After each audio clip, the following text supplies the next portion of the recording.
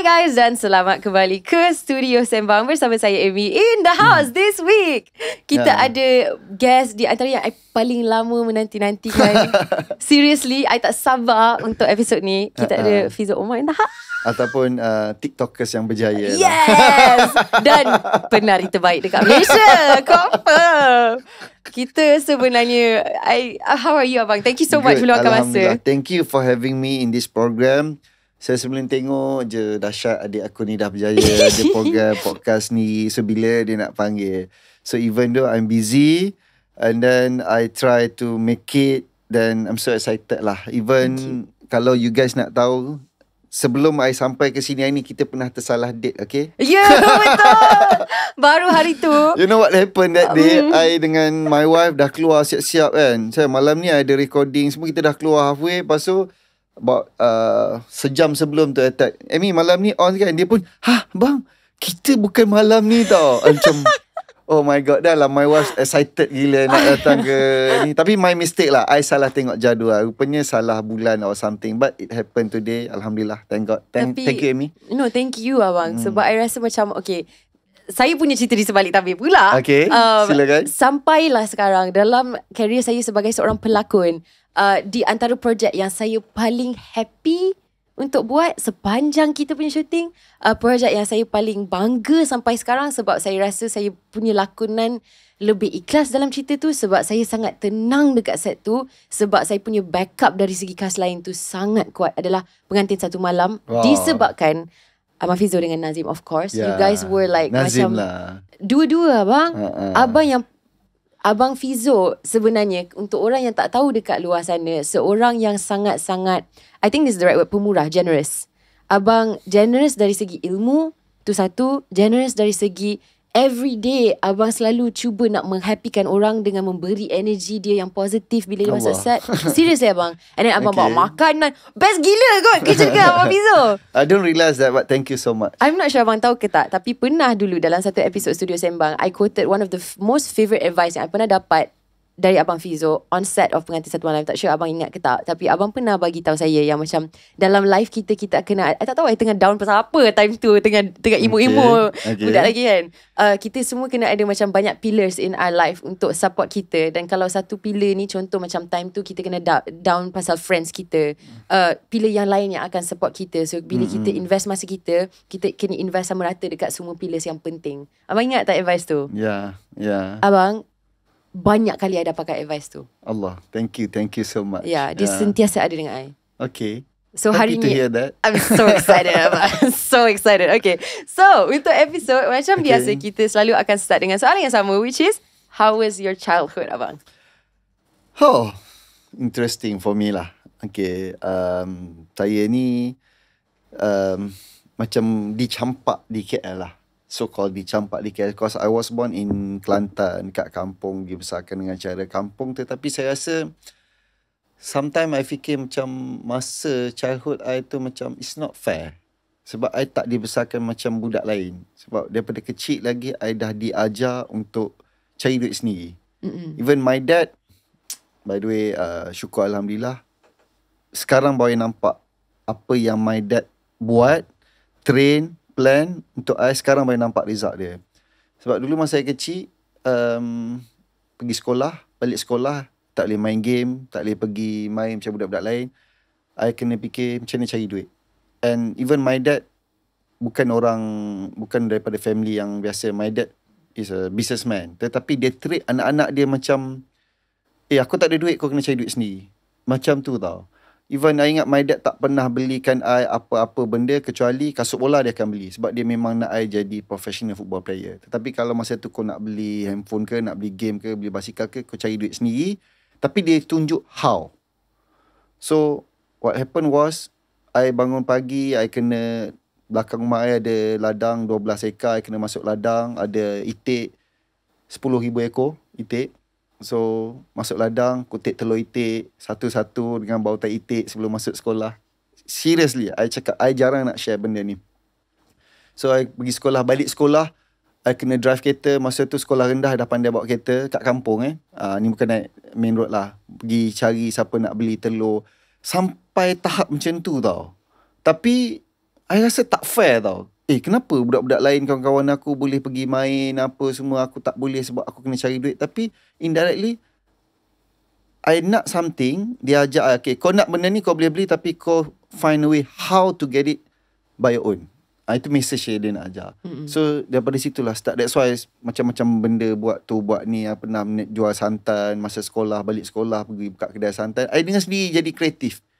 Dan dia sendiri, I sendiri nak something. Masa tu zaman tu nak beli basikal ke, nak beli apa ke.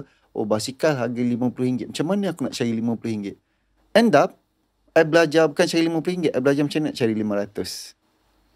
That's how it started lah. That's my childhood lah. So thank God to my late father. Dia train kita orang adik-beradik. Memang tough lah. You balik sekolah, you tak boleh tidur. Memang, it's not fair lah. Tapi sekarang baru realize, sekarang aku jadi macam ni sebab dia lah. So ini yang hasil yang dia nak. Faham sangat lah bang. I think kadang-kadang bila kita budak lagi, kita tak dapat faham apa yang parents kita nak ajar. Kita tak faham. Kita tak nampak the result. Kita cuma tak suka the process. Betul? Tapi abang baru cakap tadi yang your late father memang nak abang masuk dalam football. And that's what happened. And abang jadi memang hebat sebenarnya sebagai pemain bola. Ya. Abang ada passion ke? Benda tu datang dari your dad? Minat main bola, minat. And then masa tu my dad lah, dia mungkin dia tak boleh jadi seorang professional footballer. So mungkin dia nampak I punya talent. I ni ada gay lah. And then I ada satu perangai, dilatih daripada kecil, kalau nak buat apa-apa, aku nak jadi yang terbaik. Aku tak nak jadi nombor 2. That's my goals. So bila I start main bola tu, okay lah, daripada umur 10 tahun, 11 tahun I dah start mewakili negeri untuk Kelantan. Sebab tu dia hanya kalau nak apa-apa, dia hanya belikan I kasut bola je. Aku beli, lain kau cari sendiri. So that's why masa tu I pakai kasut bola yang bergaya lah, sebab my dad yang beli kan. And then Alhamdulillah dapat masuk akademi bola sepak FAM. I dapat main untuk state daripada umur 11 tahun, 12 tahun. And then after that I pergi ke Sekolah Sukan Bukit Jalil. Umur 15 tahun I dah start main untuk national team. Pernah jadi captain untuk Malaysia. Pernah pergi main kat Hong Kong, Korea, semualah. Tapi my dad yang support I lah. I just nak share kan. You know what? Every day never miss tau dia pergi ke padang bola. Walaupun masa tu I duduk dekat akademi bola sepak a bit far from my house. Every day dia pergi ke padang bola, sampailah satu moment sedih juga bila I nak cakap benda ni. Masa tu budak-budak bila my father hari-hari pergi ke padang bola, you rasa macam orang tua ni tak ada kerja lain ke? Padahal my dad is a businessman tau. Dia sangat busy, tapi dia cari masa petang mesti dia pergi tempat I training bola. And then dia akan tunggu je. After training mesti dia pula jadi coach. Oh, you tak boleh buat macam ni, you kena macam ni. Kita macam get annoyed tau. So sampai satu masa I cakap dengan dia, bapak tak payahlah datang, malulah kawan-kawan semua menganjing kan. Budak-budak masa tu kan, panggil coach datang, I rasa malu tau. I cakap dengan dia dengan nada yang sedih, frustrated, seorang anak yang dia, of course lah, dia macam bangga lah dengan I kan. Cakap tak apa lah, kalau tak nak bapak datang, dia tak datang lah, dia cakap. So lepas tu dia tak datang. Seriously lah, I rasa pelik sebab everyday dia ada, tak datang. Tapi I rasa puas sebab member dah tak menganjing. Tapi I rasa bapak aku tak ada lah. So satu hari tu main bola padang besar, tendang bola pergi ke hujung semak sana. I pun pergi ambil bola. Rupanya my father ada kat situ. Dia just tukar position. Dia pergi hari-hari, dia hanya tukar position, dia menyorok celah semak. Masa tu I macam rasa bersalah gila lah. Sumpah rasa bersalah gila. So dia support I daripada jauh. And because of him, I dapat wakil Malaysia semua. Itulah, that's the story lah.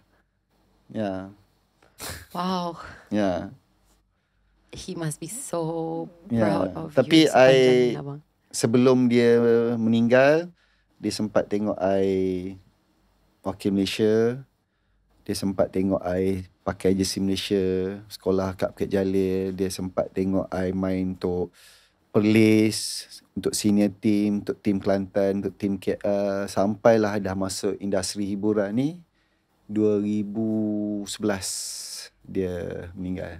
Yeah. He's my hero. Dia yang ajak I. Dia bukan coach bola sepak, tapi dia ajak I, apa-apa pun, you have no option, just do your level best. Kalau tak, kau tak payah buat. Itu je, simple. Kalau kau nak buat, buat betul-betul. Kalau kau tak nak buat, nak main-main, kau tak payah buat. Kau pergi buat benda lain. So that's why I ada aim, kalau aku main bola, aku nak champion. Aku nak wakil Malaysia. Aku nak jadi captain. Aku buat business, aku nak champion. Aku nak jadi yang paling baik, yang paling ni, paling tu. Itu I berlawan dengan diri I. So sebab psikologi tu dah install daripada kecil kan. I'm not saying I'm the best, but I'm trying to be the best. Yeah. Pengajaran yang sangat penting. Yeah. Yeah. Dan boleh nampak yang abang bawa lesson tu dalam semua benda yang abang buat selepas itu juga. Culture tu kan. Yeah. Soalan, my next question sebenarnya is, dalam semua sukses yang abang lalui sebagai seorang pemain bola, like to other countries pun representing, kenapa Abang Fizo tak memilih untuk teruskan dengan career path tu? Dia dulu football industry tak sama macam sekarang tau. Like nowadays we have JDT, banyak team lain, dan gaji pun dengan gaji dia macam ada yang touch sampai 100,000, few 100,000 a month. Those days bukan macam ni. Dulu kita main bola macam berjihad tau. No, I mean semangat kenegerian, wakil negara, tetapi bukan satu industri yang memberi pulangan yang besar those days. And then sampai satu masa tu bila I dah habis I punya study dekat universiti, dan I choose to be I pilih nak buat benda yang I suka tau. Which is I daripada kecil main bola. Of course bola and business. And then masa tu I study civil engineering. So bila habis belajar, tengok member-member semua nak sambung degree, lepas tu kerja jadi engineer dekat site. Oh, it's not me. And then even I get paid masa tu better than I kerja. Walaupun bola tak sama sekali, tapi at least okay lah dia punya salary semua. So I pilih untuk main bola. Tetapi masa tu nak dijadikan cerita, I ada satu team masa main kat KL, habis belajar dekat Perlis, saya datang kat KL, dan team tu is not doing well lah. I mean the whole football industry that time is not doing well. So ada masalah salary semua. So I kena cari exit plan. One thing I learn in life, apa-apa kita buat kena ada exit plan. So masa tu exit plan I, macam mana I nak exit daripada bola, tapi aku tak nak kerja sebagai site engineer, dan aku tak nak further study dalam engineering because I tak suka. Okay. Dan itulah bidang terjun dalam entertainment industry. Sebab ceritanya. Actually sebenarnya itu salah satu soalan yang ada juga, sebab civil engineering is a serious business. Like very serious, and kadang-kadang orang takkan kaitkan macam industri entertainment dengan seorang yang latar belakang dia seorang engineer rupanya. Okay. Yeah, so it's interesting macam mana jump tu boleh jadi. I know abang dah start modelling kan time tu, lepas tu Hero Maja. Betul lah, Hero Maja betul. Apa cerita dekat situ? I can say like coincidentally kot dapat masuk UiTM. I pun aku dapat masuk UiTM sebab masa tu I hardcore gila main bola. Sampai masa I tengah belajar, I banyak travel, you know, game wakil Malaysia, pergi Hong Kong, pergi Korea. Then I transit kat sekolah Sukan Bukit Jalil, ulang-alik belajar ke laut. Sorry to say, because my passion is all about football. And then pagi-pagi I training sebelum masuk kelas, petang I training. So belajar tu ambil syarat. Tetapi credit to my mom, my dad nak tengok I main bola professional, as a professional football player. My mom nak tengok at least kau masuk universiti, aku nak tengok kau convo pakai jubah. Sudah. Dua-dua ada konflik interest tau. So okay, puaskan hati semua orang. Dan mungkin saya ni suka matematik, so mungkin SPM tu matematik is quite good. That's why I terpilih untuk masuk engineering. That's the only course yang offer I masa tu. I have no option. Okay lah, aku masuk universiti sebab mak aku. That's the only reason. Faham. Tetapi masa kat universiti pun I still main bola. Masa tu agak gila lah komitmen. Main untuk UiTM, main untuk Perlis, main untuk Universiti Malaysia, seluruh Universiti Malaysia, wakil Universiti Malaysia. I main untuk TNB, main untuk Kedah. So I memang monkey lah masa tu, jumping around dengan training, and then I dapat excuse daripada campus yang I dapat permission untuk travel, pergi training, sebab kita dah commit dengan, I'm the only one student sign contract dengan professional football player, so dia orang bayar gaji semua. Masa tu pula pengarah campus yang sporting gila, which is Bapak Hawa sekarang lah. Hawa. So Bapak Hawa tu is my pengarah campus, dan dia pun kaki bola juga. That's why I got permission untuk, bukan ponting kelas lah, dapat excuse. And because of that, masa I study dulu, I fail 6 paper, okay? Tak malu nak cakap kat sini. So, I am 2 flat student, by the way. So, I fail 6 paper, but I managed to grad on time. Oh, okay lah. I punya style, I'll find a way as long as aku dapat apa yang aku nak. Okay, jadi jalan je. So, that's why bila dah habis belajar kat UiTM tu, okay, settle. Lepas convo tu, mak I dah tengok I pakai juda. Okay, mum, I've done my part. Okay, bola pun dah settle. So, I find my own way lah to be a businessman. So, bila I nampak entertainment industry ni is a platform for me to build my self-branding, for me to start my business. But all this while memang buat business. Tapi yalah, here and there buat business tu. So, bila kita ada personal branding ni, dan start focus pada business. So, that's why coincidentally masuk dalam entertainment industry. Yeah. Untuk buat I punya self-branding. Itulah cerita dia. Dia macam, apa yang sangat macam kuat pasal pendirian abang is that untuk macam tinggalkan a sport yang you love so much, macam football, because you sangat clear lah abang dengan apa yang you nak, yang you sanggup membuat keputusan yang ke arah apa yang you nak sebenarnya. Sayang juga masa tu, sebab kalau ikut yalah, I bash national player, I mean underage lah, under 18, under 20. So I punya kawan-kawan masa tu semua gaji dah 10,000, 15,000. Masa tu besar gila lah. Tapi I fikir balik, what if kontrak aku tak disambung? What if aku injured?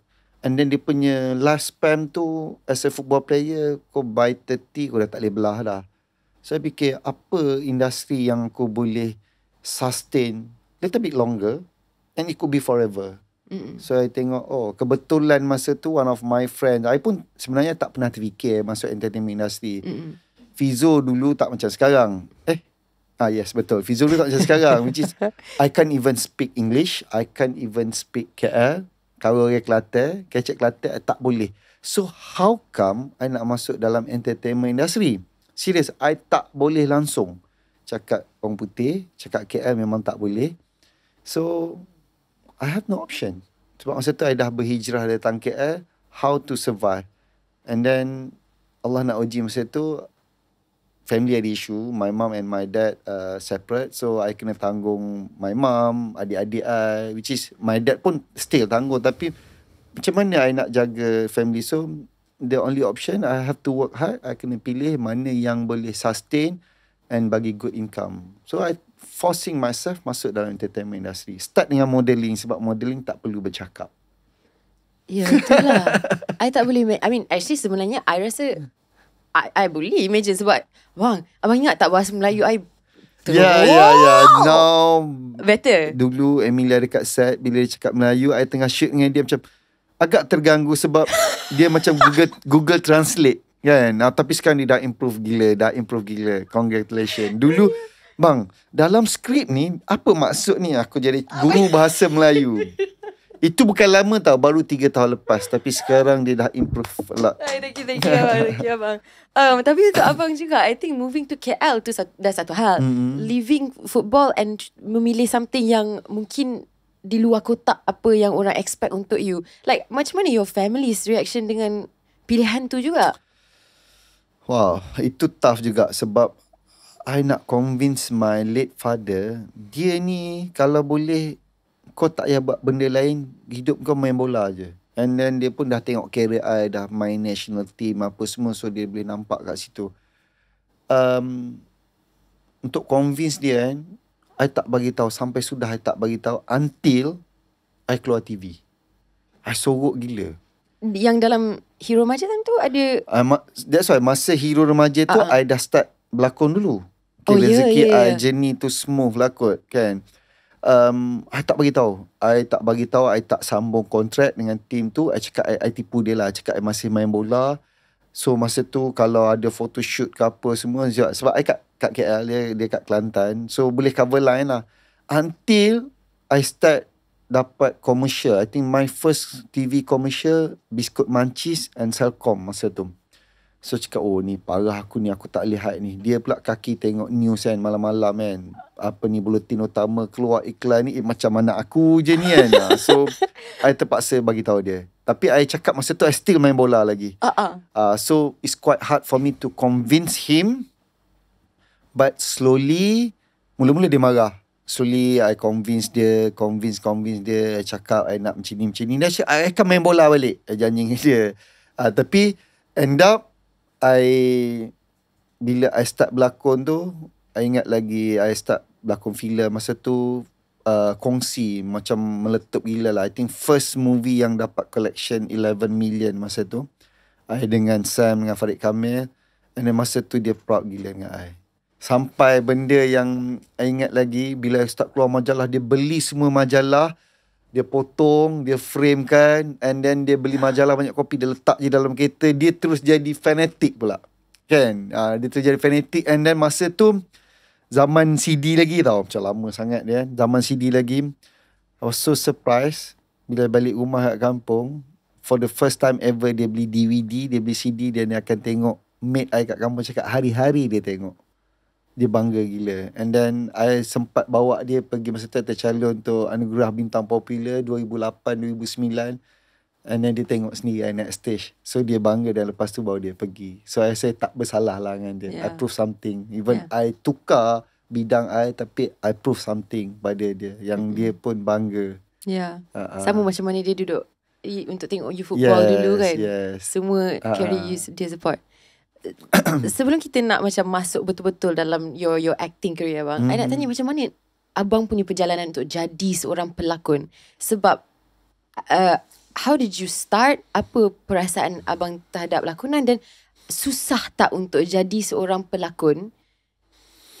And you kena belajar semua benda on set, and you kena adapt, and you kena belajar bahasa, and you kena membetulkan pelak. Dia banyak sebenarnya cabaran. Dulu tak macam sekarang tau. Sekarang kau joget-joget kat TikTok, kau famous kat TikTok, dia offer berlakon. Tapi dulu, you nak jadi, in order for you nak jadi hero, you kena jadi cover magazine, at least cover paper bintang popular kan, berita harian. You banyak keluar magazine, dan barulah producer kenal you, barulah TV station nampak you ada value. So dulu kerja kita orang, I ingat lagi my batch with Kamal Adli, kerja kita orang pergi casting je. Casting, photoshoot. Dia pun tak ada social media. The only social media ada masa tu belum wujudnya Facebook is Friendster. Tak tahulah korang sempat ke tak. By the way, I'm 38, not that old, but I'm 38 years old. Okay. I pernah dengar lah pasal Friendster ni. Friendster, MySpace. Tu masa tu, which is bukan macam sekarang. So, in order for you to establish yourself in entertainment industry, kau memang kena keluar majalah, kau kena keluar newspaper, dan start with TV commercial. Barulah pengarah akan panggil you untuk casting dahulu. So, casting zaman dulu kau kena menangis, kau kena gelak, kena buat apa depan kamera, dan baru you dapat job tu. Bukan terus jadi hero. Okay. My challenge lah masa tu. Masa tu bawa skuter kan. Ingat lagi sumbat-sumbat baju dalam ni. Baju pun tak ada. Sebab kita as a football player masa tu seluar pendek. Kita punya uniform seluar pendek, t-shirt, cap. Bila nak pergi casting, nak macam ni, pinjam lah. Pinjam baju kawan-kawan kan. Pergi bandar beli. So pergi casting. Hari-hari pergi casting. Dulu tak ada Waze tau.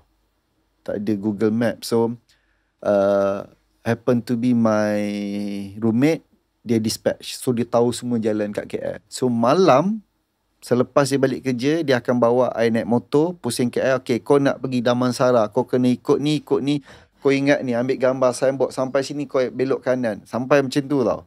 Mana ada? Kan? Ya, betul. Budak-budak sekarang je yang tak nak fikir pasal jalan kan. Even myself pun. Tak payah lah. Tak payah. So malam-malam pergi tengok dan pergi casting apa semua. Okay, dapat job. Skrip. Ibarat kata seminggu sebelum syuting tu aku tak tidur malam, hafal skrip. Satu, nak betulkan I punya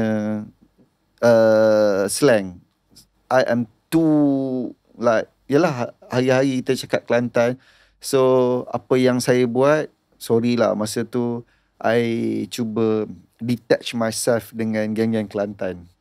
So I tak berkawan, tak jumpa, tak lepak geng-geng Kelantan. So I cari kawan-kawan yang cakap KL, saya nak biasakan. The only yang I cakap Kelantan dengan my mum lah. Takkan nak suruh my mum cakap KL, kau bang terbiak ke apa kan. So I slowly tukar slang. Tapi it's a bit tough for me lah. Kena maki dengan director tu biasa. Kena balin skrip, kena macam-macam, kena hina. But that's the turning point lah. Yeah. Just I thank you so much for them lah. Yang buat benda tu, trigger my emotion. Okay, to improve. Okay, one day kau akan tengok siapa aku. Yeah. Dan hardworking tu memang ada lah dengan abang, untuk abang dapat mengatasi. Of course. Dulu kat rumah saya ada cermin besar. Hari-hari saya akan bercakap dengan cermin tu seorang-seorang untuk buang saya punya slang.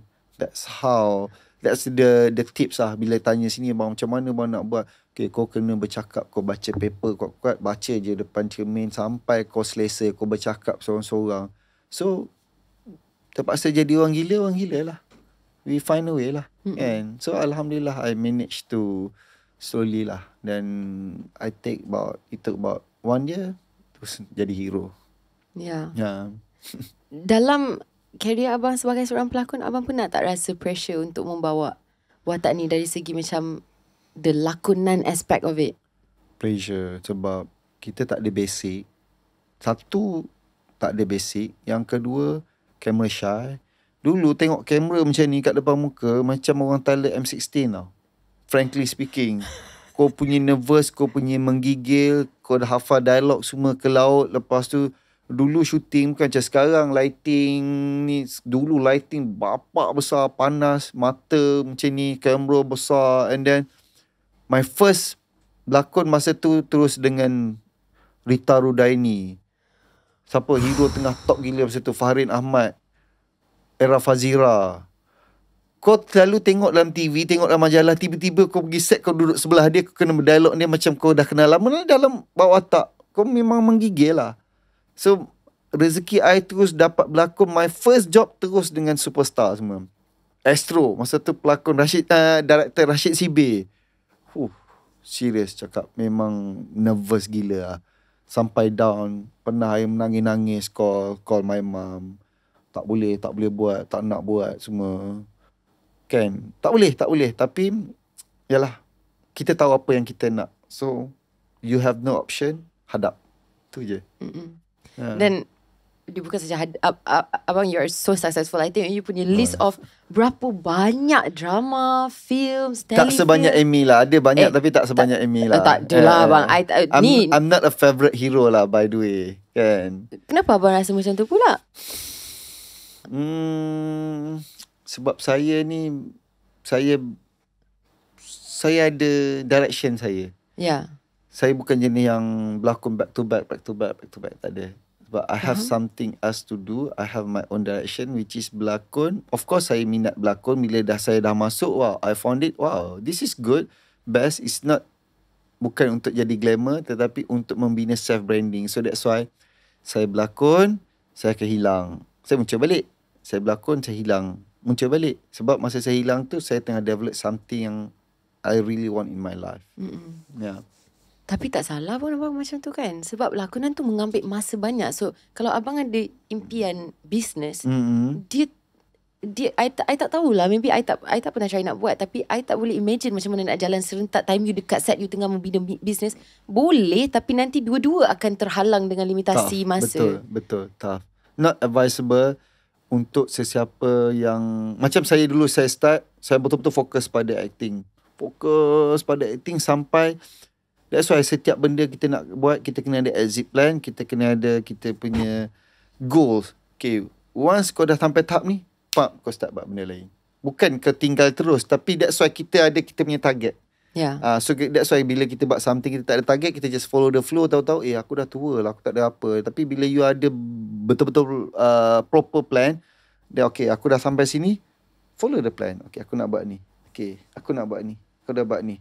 Bila you, macam you nak climbing lah, you nak naik mountain, you hiking sampai puncak. Okay, aku dah sampai puncak, but you have to keep moving. So in order for you to keep moving, you tak boleh naik ke langit, betul? You kena turun bawah, Yeah. betul tak? Yeah. So you hit to another mountain. Okay, how come you nak stay dekat puncak tu Yeah. for a long time? So that's why bila kita faham in life, apa-apa kerjaya kita buat, semua ada peak, semua ada puncak. Sampai puncak, turun. Turun tu tak semestinya kita jatuh, tapi turun in order for us to go down and hit another mountain. Which is perspektif yang lain kot. Sebab I rasa macam normally bila orang fikir pasal successful, kita akan fikir kita start dekat sini. Dalam kehidupan kita, apa yang kita nak macam ni. Graf dia kena ke atas. Tapi reality dia, yalah, lebih memang kepada semua nak naik ke mountain ni. atas. Tapi you nak Kinabalu, you boleh stay atas Kinabalu. You nak buat rumah kat sana, tak boleh lah. paling lama pun you stay 10 minit, 15 minit. Sama juga you nak naik Everest pun, you tak boleh stay kat atas. Yeah. You just nak merasa hit the peak. That's it. Yeah. Tapi it's not end of the story. You Yeah. turun. You turun, you pergi cari gunung yang lebih tinggi. Yeah. Hi guys! Okay, so today we're doing something a little different. We're gonna take a quick break from today's episode to go for a hike. So let's go.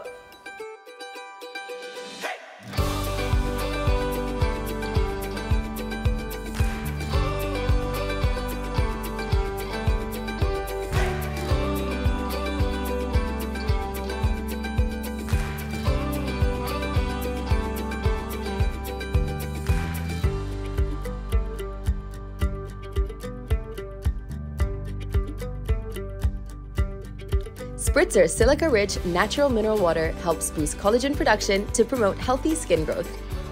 Overall, silica enhances your well-being, so it's good to consume Spritzer's silica-rich natural mineral water daily.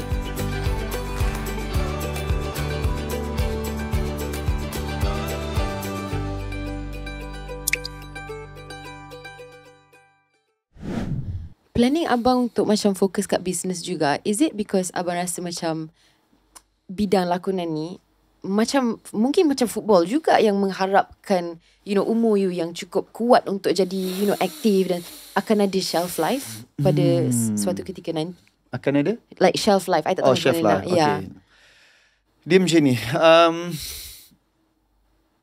Acting, entertainment industry is a business.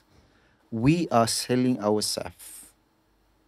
We are creating our brand and we are selling ourselves. Tak kisah kau penyanyi, pelakon, content creator, we are selling ourselves.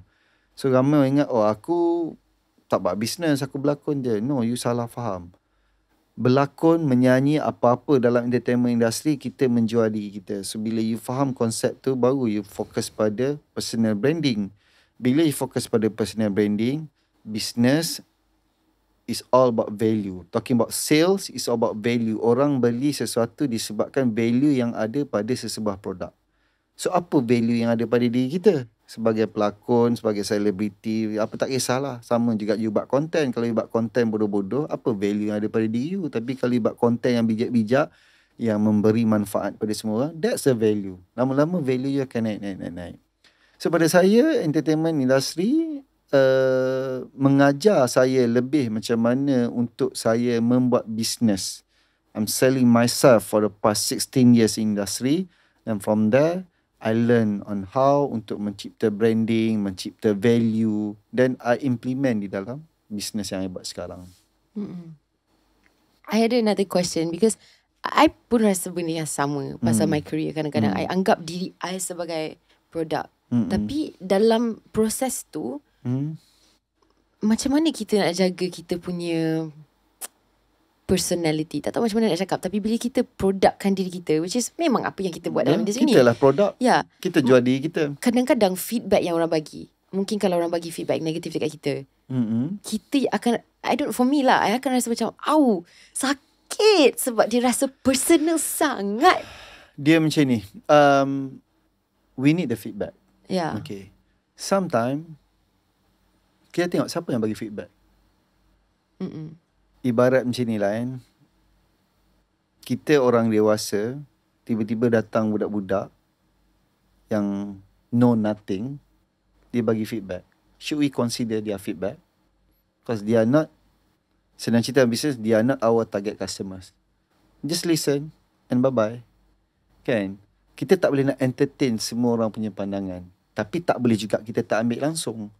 So that's why, kalau kita terganggu dengan feedback ataupun komen-komen netizen, which is kita tak tahu siapa dia, umur berapa dia, apa education level dia, apa mentality dia. Tapi kalau kita nak distract by these people, you are not strong enough.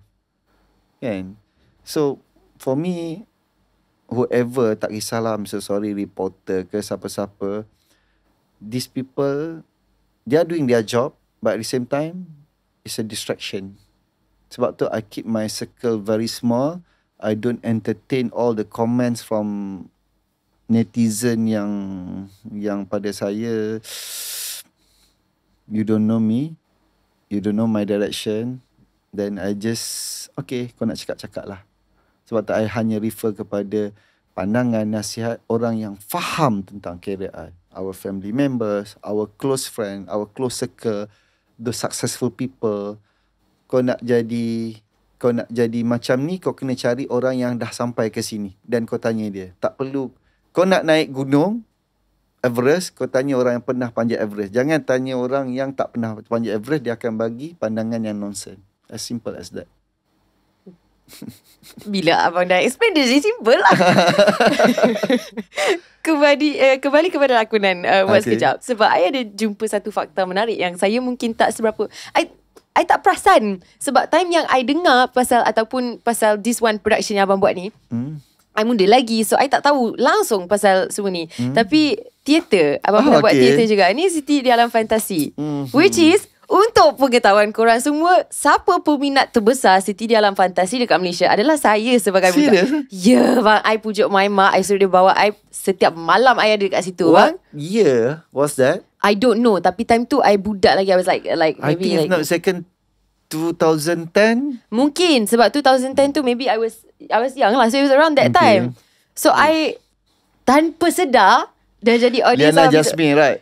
Yes. Saya Liana Jasmine, Johan Raja Lawak. Yeah. Okay. Saya tak pernah buat teater. Saya dulu zaman sekolah, kalau orang kata kau pergi naik stage dan kau ambil duit 10,000, I choose to not to go on stage. I rasa I nak stage akan mati. I takut. Tapi I challenge myself, I buat teater. And some more is a musical theater. You tengoklah menari macam mana. I'm very talented. Okay, dia ada cerita tau. Ada cerita. Okay. Siti di Alam Fantasi, teater yang it's all legend lah. Dia ada. Ya, dia dulu, macam amazing cerita masa ni. Amy Mastura zaman anak dara lagi. Kan? Masa tu dia tengah top, dia amazing buat Siti di Alam Fantasi. Lepas tu orang lain. Lepas tu zaman Liana Jasmine. Okay. So saya jadi dia yang sparring. Okay. Masa saya dapat offer, saya tengok musical theater. By the way guys, musical theater ni you kena berdialog, you kena menari dan you kena menyanyi. Oh, tak senang. No choice sebab ia musical theater. Dan saya tak pandai, ketidakbolehan saya adalah menyanyi dan menari. Okay, Ami tahu. Okay, so macam mana saya boleh buat musical theater? Okay, dia macam ni. So, dia orang sebab saya cakap, saya nak buat, saya boleh commit training sebulan lebih tapi saya tak boleh menari. Sila kurangkan step-step menari supaya tidak mencacatkan show ni. Okay, dia fikir-fikir setuju. Okay, baik, kurangkan menari. Dan ada, saya menyanyi 2-3 lagu dalam tu. So, saya spill the tea kan. Dalam musical theater, kebanyakan lagu-lagu ni di-record awal. Kita masuk studio record. Tapi kena guna suara kita. Oh, I ingat nyanyi live. Ada penyanyi yang live, tapi kebanyakan sebab kita buat show sehari 2 kali. Oh, What if kalau suara kan? you pecah ke apa. So, kebanyakan dia record. So, masa part lagu tu kita miming. Tapi ada sometimes request nyanyi betul. Tapi macam I, no option, I kena miming. Okay, itu satu cerita. So, bila nak pergi rekod kat studio, masa tu Pak Ngah Suhaimi, arwah lah. Pergi studio cakap, Pak Ngah, saya sumpah, saya cakap, saya tak boleh menyanyi Pak Ngah. Pak Ngah carilah orang lain. Mana aku nak cari suara macam kau? Tak apa, aku ni dah berpuluh tahun. Siti Nurhaliza tu daripada kecil aku jaga sampai ni besar. Aku tahu orang tak boleh nyanyi, aku boleh buat sampai nyanyi lah, dia cakap kan. Okay, dan cakaplah Pak Ngah nak, saya pergi studio. Okay, nyanyi lagu simple, tak ingat lah lagu tu. masuk studio ni. Oh, aku macam penyanyi Masih nak record. Okay, Fizo, masuk nyanyi. I tone deaf. I tak boleh ikut beat. Melodi semua ke laut. Nyanyi. Fizo, kau ni janganlah buat pangah. Saya tak boleh nyanyi dalam studio ni. Okay, Pop try 2-3 kali. Okay, Fizo, kau nampak tak pintu belah kanan? Okay, kau keluar, kau balik. Macam tu terus. Tak boleh, babe. Serius, I tak boleh nyanyi. So, what happened was, dalam musical theatre tu, bukan suara I yang menyanyi. Tapi credit to the team, dia boleh cari orang yang sama macam I. Walaupun lagu tu lagu budak-budak, cari suara sama macam I, dia tune macam mana, seorang pun tak perasan until today lah I reveal dekat show ni. Bukan suara I. Sebab I memang tak boleh nyanyi. So, itulah story dia. Itulah sebab I fikir macam tak power juga. Tapi yang power ni pasal situation ni, dalam satu keadaan di mana abang dah tahu dah abang tak suka menyanyi, dancing tak sure, lakonan memang power. So itulah salah satunya yang macam tak stress pasal this situation. Tapi abang cari confidence untuk buat benda yang abang tak pernah try, ataupun mungkin abang tak cukup yakin. Macam mana abang pujuk diri sendiri untuk ada confidence tu? Saya punya prinsip satu je, Amy. There is a way. Apa-apa sekalipun, kalau kau betul-betul nak, must be a way. Kau carilah sampai lubang cacing. Kalau ikutkan, impossible. Saya tak boleh menyanyi, saya tak boleh menari. Macam mana saya buat musical theatre? Saya ada stage gemuruh, tak boleh naik stage. Tapi find a way lah. Yang tu training, yang nyanyi tu kan pandai-pandai lah cari teknologi ke tune. Ya, aku tahu pasti ada jalan. So it happen.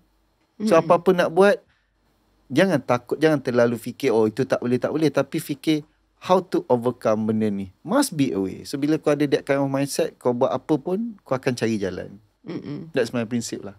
Yeah. Interesting.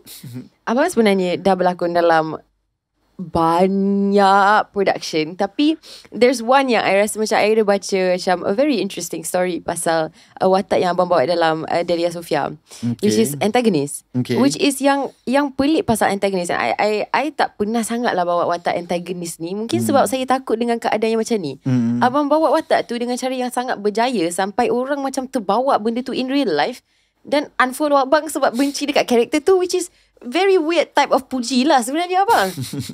Macam puji yang terbalik sikit, tahu tak? Okay, yeah. So macam mana abang dalam career abang, mungkin cara abang nak susun, okay, watak apa yang abang bawa, macam mana benda tu akan effect dekat image abang secara long term, ataupun apa yang orang anggap personality abang in real life. Sebab sebagai pelakon, kadang-kadang kita dapat connect dengan audience kita melalui watak kita sahaja, dan orang kadang-kadang tak nampak kita sebenarnya siapa. So diorang anggap kita watak kita lah. Ya, ya. Macam mana abang plan benda tu? Okay, actually throughout my career, saya tak pernah buat watak yang antagonis. Mungkinlah masa tu producer tengok Fizo is a mommy's boy, Fizo is soft spoken, mana sesuai. Mungkin rezeki saya juga after saya 5 tahun saya tak berlakon, saya fokus on my business, dan I buat comeback, dapat offer tu, rezeki. Dan bila tanya, cakap, why not try bawa watak antagonis. Dan masa tu sebenarnya bukan saya nak watak tu sangat, saya nak berlakon dengan Abang Ijat. Syarul Izzat, one of the best director ever. Dia sangat kreatif, sangat best kerja dengan dia. Tapi the only option yang ada, watak jahat. So dia offer, macam, saya tak pernah buat watak jahat ni bang, Fizo, kau cuba. Dan saya percaya Abang Ijat, dia akan guide kita sampai kita boleh buat. So that's why I buat. Okay. For the first time I buat, mungkin bukan sebab I bagus ke apa, tapi mungkin sebab nampak outstanding, sebab I tak pernah buat watak jahat. So rezeki I juga.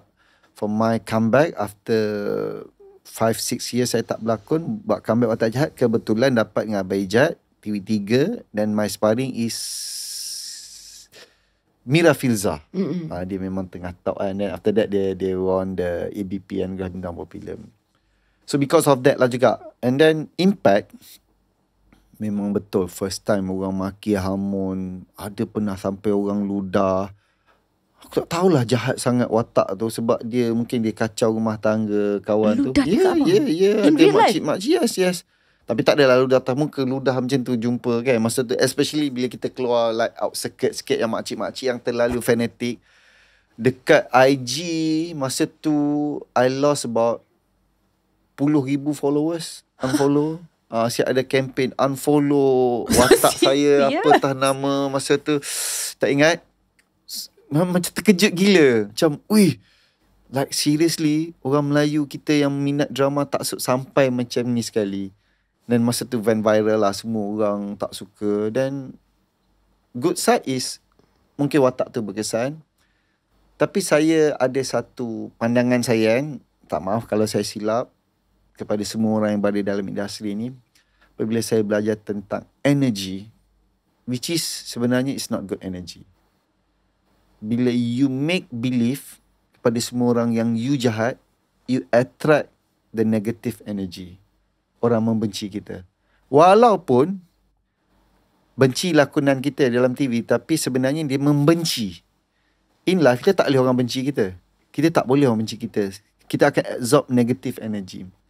So, salah seorang guru saya lah cakap, sebenarnya tak bagus untuk kita sebab kita make believe yang kita ni jahat. Dan perasaan benci tu wujud pada kita. Kalau bercakap dari segi bahasa energi, it's not healthy. It's not healthy. So that's why macam, okay. Sebab I percaya benda tu, I belajar benda tu. I belajar dari segi kita punya frekuensi energi. I think I pernah share dengan you. Yes, pernah. So, apa perasaan you bila you masuk dalam satu tempat, you masuk dalam office, you tahu semua satu office tu benci you. Energi you pun tak bagus. Teruk lah. So, itu yang buat saya rasa, this is mungkin tak bagus untuk saya lah.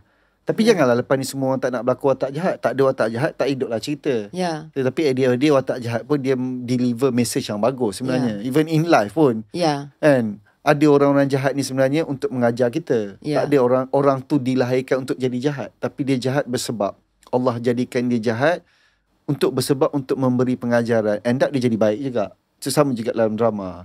So mungkin pandangan saya bagi tadi, mungkin ada yang tak setuju, tu bergantung pada individu masing-masing. Tetapi apa yang saya cakap, saya tak suka bila ada energi yang tak sihat terhadap saya. Akan affect my energy. Yes. So pada ketika itu, masa abang tengah lalui this fasa yang abang bawa watak antagonis, macam mana abang jaga energi abang untuk macam mengpositifkan balik? Masa tu you tahulah netizen punya attack ni tak ada siapa pun. Hamas pun kalah dengan dia orang ni.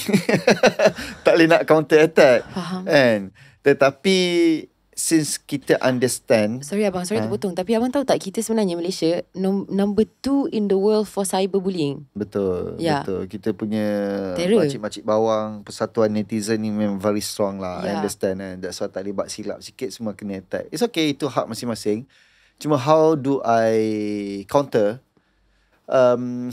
Of course sebenarnya benda tu sekejap je dekat drama ni. Esok lusa keluar Kasia baru, dia orang fokus, dia benci orang lain lah pula. Dia suka orang lain lah pula kan. So kita tak boleh layan sangat pun benda tu. Tapi moving forward, I dah start ambil watak-watak yang not necessarily jadi good boy hero je. Tetapi at least watak jahat pun kena ada something pengajaran. Message. Orang tak suka at first tapi end up dia ada message. So I lebih ke arah tu lah kalau berlakon. Benda yang bukan saja berlakon jadi hero macho-macho handsome, tapi walaupun watak kau kurang baik tapi sebenarnya wujudnya kau untuk memberi message kepada orang. You deliver something.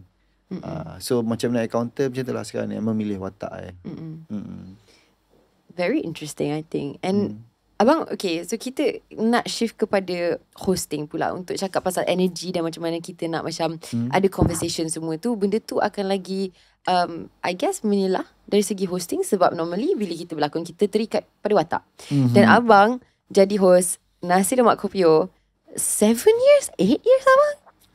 7 I think. Yeah, and selepas I dengar cerita abang, lagilah I rasa macam terinspirasi because abang belajar yang bahasa KL tu yang betul. Bahasa untuk KL. Bahasa KL I don't know. I pun belajar bahasa KL, ambil bahasa yang lama juga untuk buat watak. Tapi bila kita buat watak, kita ada skrip. So benda tu senang nak practice. Boleh cut. Boleh minta one more. Cover boleh. Ni kalau nak jadi host, tambah lagi dengan ad-lib, tambah lagi dengan live.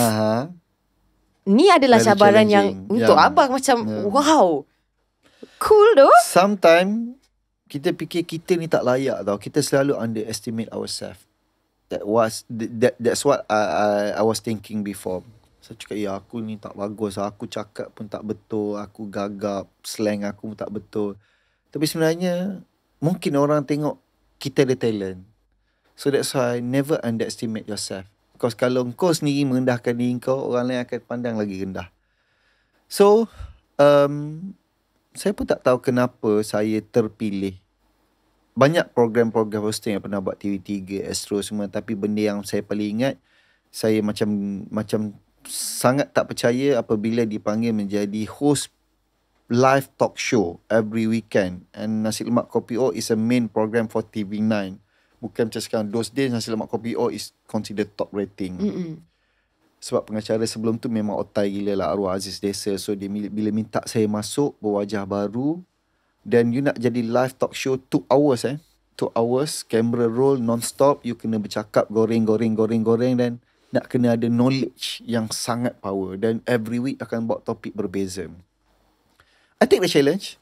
I pergi rehearsal, I pergi casting, dia panggil mock run, I pergi mock run, dan alhamdulillah I terpilih. Of course, I buat banyak mistake. Kena marah, kena maki, kena macam-macam. Tersasul masalah tu biasa. Tapi one thing, saya belajar banyak benda. I met new people every week. And then yang datang guest tu bukan orang biasa. Semua yang businessman, minister, motivator, all the successful people that I interview, then indirectly I be in their circle. So daripada situ I mula belajar kontak ni, I mula ikut cara diorang bercakap, follow, pergi jumpa, jadi kawan, semua sedar tak sedar. Wow, banyak benda yang saya belajar dalam masa 7 tahun. Ya, inspired banyak benda juga yang I buat mistake, benda yang I ingat sampai bila-bila. Dia macam ni tau, masa Nasi Lemak Kopi O tu, I tengah active shooting. Shooting ni Amy pun tahulah, balik 2-3 pagi biasa. Sekarang dah improve sikit tak, Wak? Sekarang ya, kita ada I baru perubahan habis sikit. shooting macam wow, pukul 11 dah habis. Wow, macam sebabkan MCO hari tu. Betul. Selepas tu dia dah macam, I don't know. Dulu kita orang shooting pukul 2 pagi tu macam pukul 7 malam. Ya, itu memang normal kan. And sometimes azan subuh tu macam ref tube whistle. Okay, dah azan subuh dah tak boleh shooting. Azan subuh tu biasa. What happened was, masa tu saya Nasi Lemak Kopi O Jumaat, Sabtu, Ahad pukul 8 live. Pukul 7 you kena dah ada kat studio. What if kalau you habis shooting pukul 3-4 pagi? Masa tu kita tak ada PA. Kereta ni penuh dengan baju kat belakang biasa. Wardrobe. Tidur dalam kereta. So akan habis daripada mana-mana location, akan straight pergi ke Seri Pentas, parking kereta kat situ, tidur dalam kereta. Bagi tahu producer, saya dah sampai, pukul 6 kejut saya. Kau jangan tanya aku mandi kat mana. Yang penting nampak bergaya dalam TV. Okay, bye. So, itulah rutin I. Jumaat, Sabtu, Ahad. 7 years kan. So, pergi tu, ada satu hari tu dengan Wang tak tidur semua. Ada satu hari tu kita interview seorang hamba Allah ni yang kehilangan anak dia meninggal. So, masa tu tengah Wang, my co-host ada buat sedikit mistake, kena okay, by the way, masa live talk show, dekat telinga ni kalau kau pasal ada earpiece tau. So sambil kita bercakap macam ni, producer akan cue kita, okay, ada berapa minit lagi, okay, kau tanya soalan ni, okay, kau kena potong dia cakap. So kita kena alert bercakap dan mendengar at the same time. Okay, so sambil-sambil bercakap ni, dan depan ni ada banyak kamera tau. Itu yang susah dia. Okay, ada 4 kamera. Okay, producer, camera 1. Okay, kamera kau tak boleh cakap, tengah cakap saya tak dengar, kau tak boleh. Sebab kau kena naturally, sebab penonton tak tahu someone tengah cue kita. Amy pun pernah ada experience. But so what happened was, masa tu my co-host tersasul something, cakap yang tak sepatutnya. Dia pun tak sengaja kena maki dengan producer. Bila kena maki, dia package, semua orang akan dengar. Kau bodoh ke apa tanya soalan tu, semua pun dah cuak tau. Tapi sambil tu kena bercakap dan teruskan interview. Dia kena maki lagi. So I macam secara tak sengaja, okay, kami di pihak TV9 dan Nasi Lemak Kopi O mengucapkan tahniah di atas kematian. Tahniah di atas kematian. Shit, kena maki, ya Allah. Serius. And then live you tak boleh potong tau. Serius, itu my bad experience. Dan I moody rasa lepas tu berapa lama I nak lupakan benda tu, kena maki. Dan of course rasa bersalah dengan you berkat on behalf TV9 Nasi Lemak Kopi O. Teruk gila I kena ambil, teruk gila. Tapi from there lah I belajar untuk alert, lebih fokus. Itu experience yang I takkan lupa sampai bila-bila lah. As a host live talk show. Ya. Tak boleh potong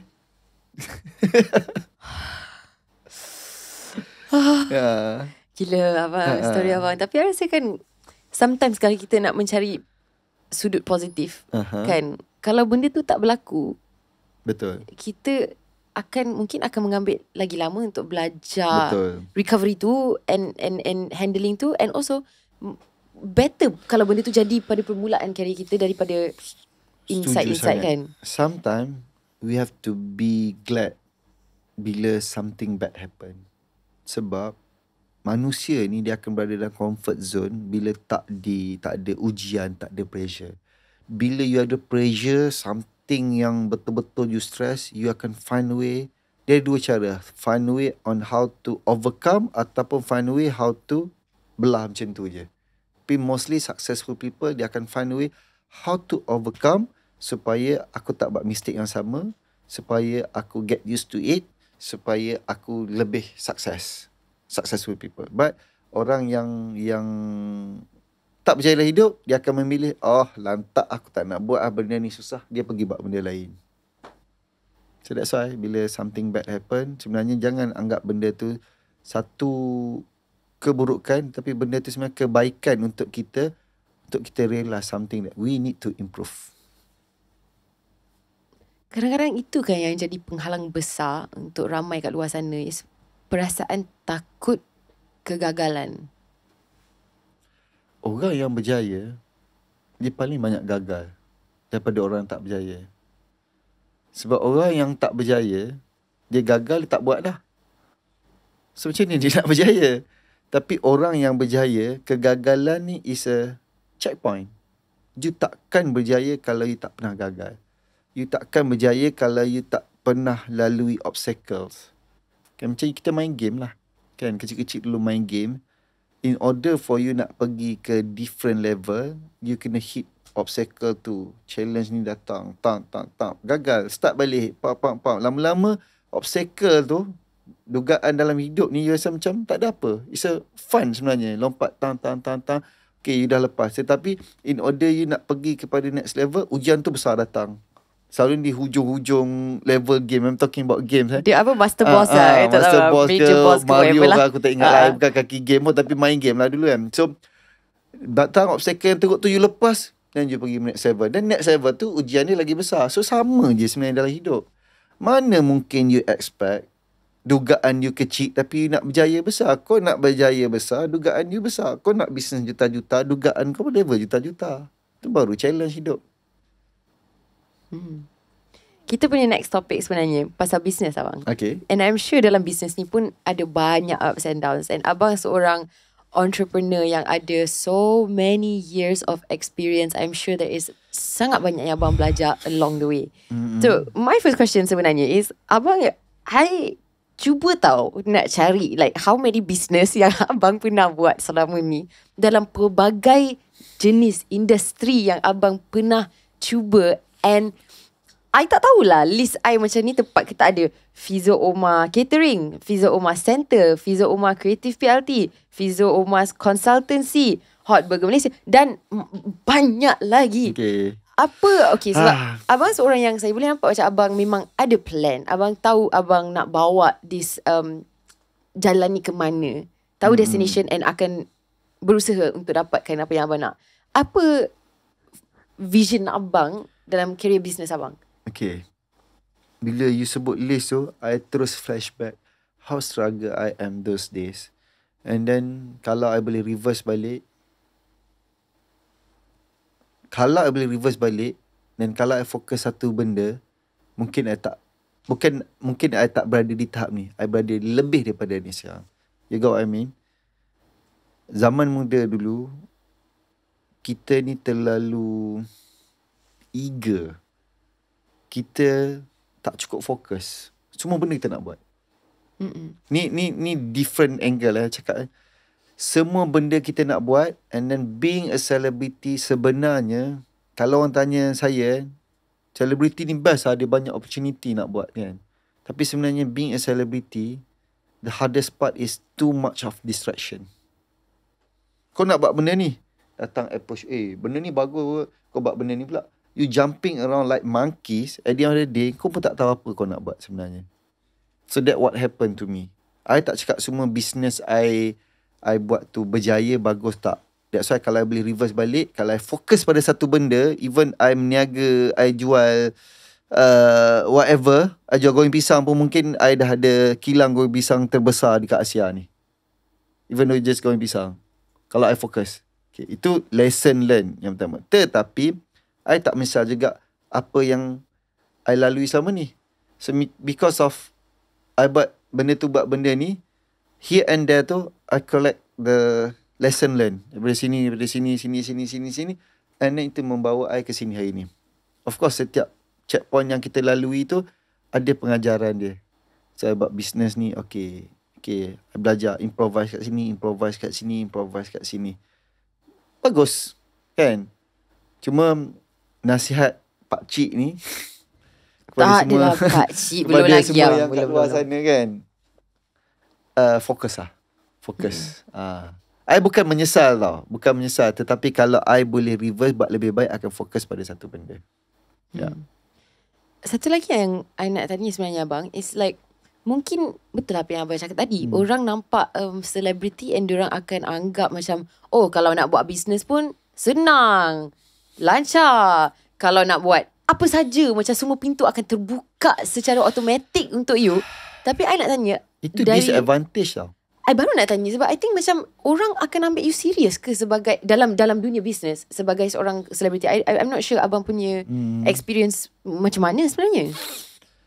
Dia macam ni tau. Ramai orang ingat being a celebrity ada nama advantage untuk you buat bisnes. Yes, dia betul dan salah.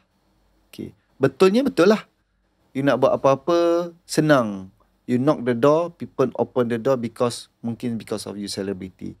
Tetapi if you have so many doors, you knock everywhere, and then everywhere all the doors is open for you, end up kau tak tahu nak pilih door yang mana. End up kau tak masuk pun pintu tu, kau masih ada di luar. Which is kalau orang ada satu option je, dia akan fokus pada satu option, mungkin dia dah masuk ke dalam dah. Bila kita terlalu banyak option in life, buatkan kita confused.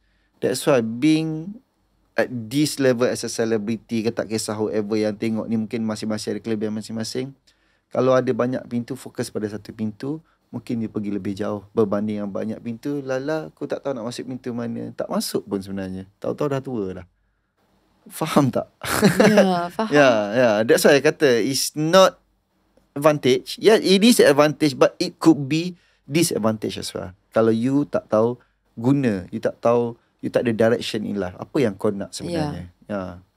Sebab dia macam ada satu peribahasa kan dalam bahasa English abang, which is jack of all trades, master of none. And apa yang dia cuba nak maksudkan lah basically is, kalau kita macam try everything, baguslah kita ada pengalaman dalam semua benda, tapi you tak akan jadi you master of none. Yeah, you master of none. Betul. Master pun. Betul. Kan? Yeah, so, setuju. Faham apa yang abang cakap tu? Tapi yang interesting pasal abang punya perjalanan dalam abang punya entrepreneurial journey tu is, walaupun mungkin abang ada regret pasal lack of focus, something yang I nampak dalam perjalanan abang, dari permulaan career abang dalam semua business yang abang pernah buat sampailah sekarang, abang punya give back tu memang ada. Contoh.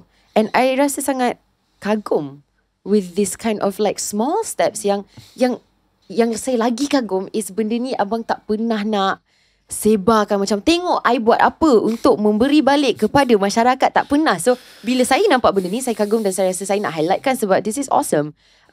Okay, contoh Hot Burger Malaysia, abang ada buat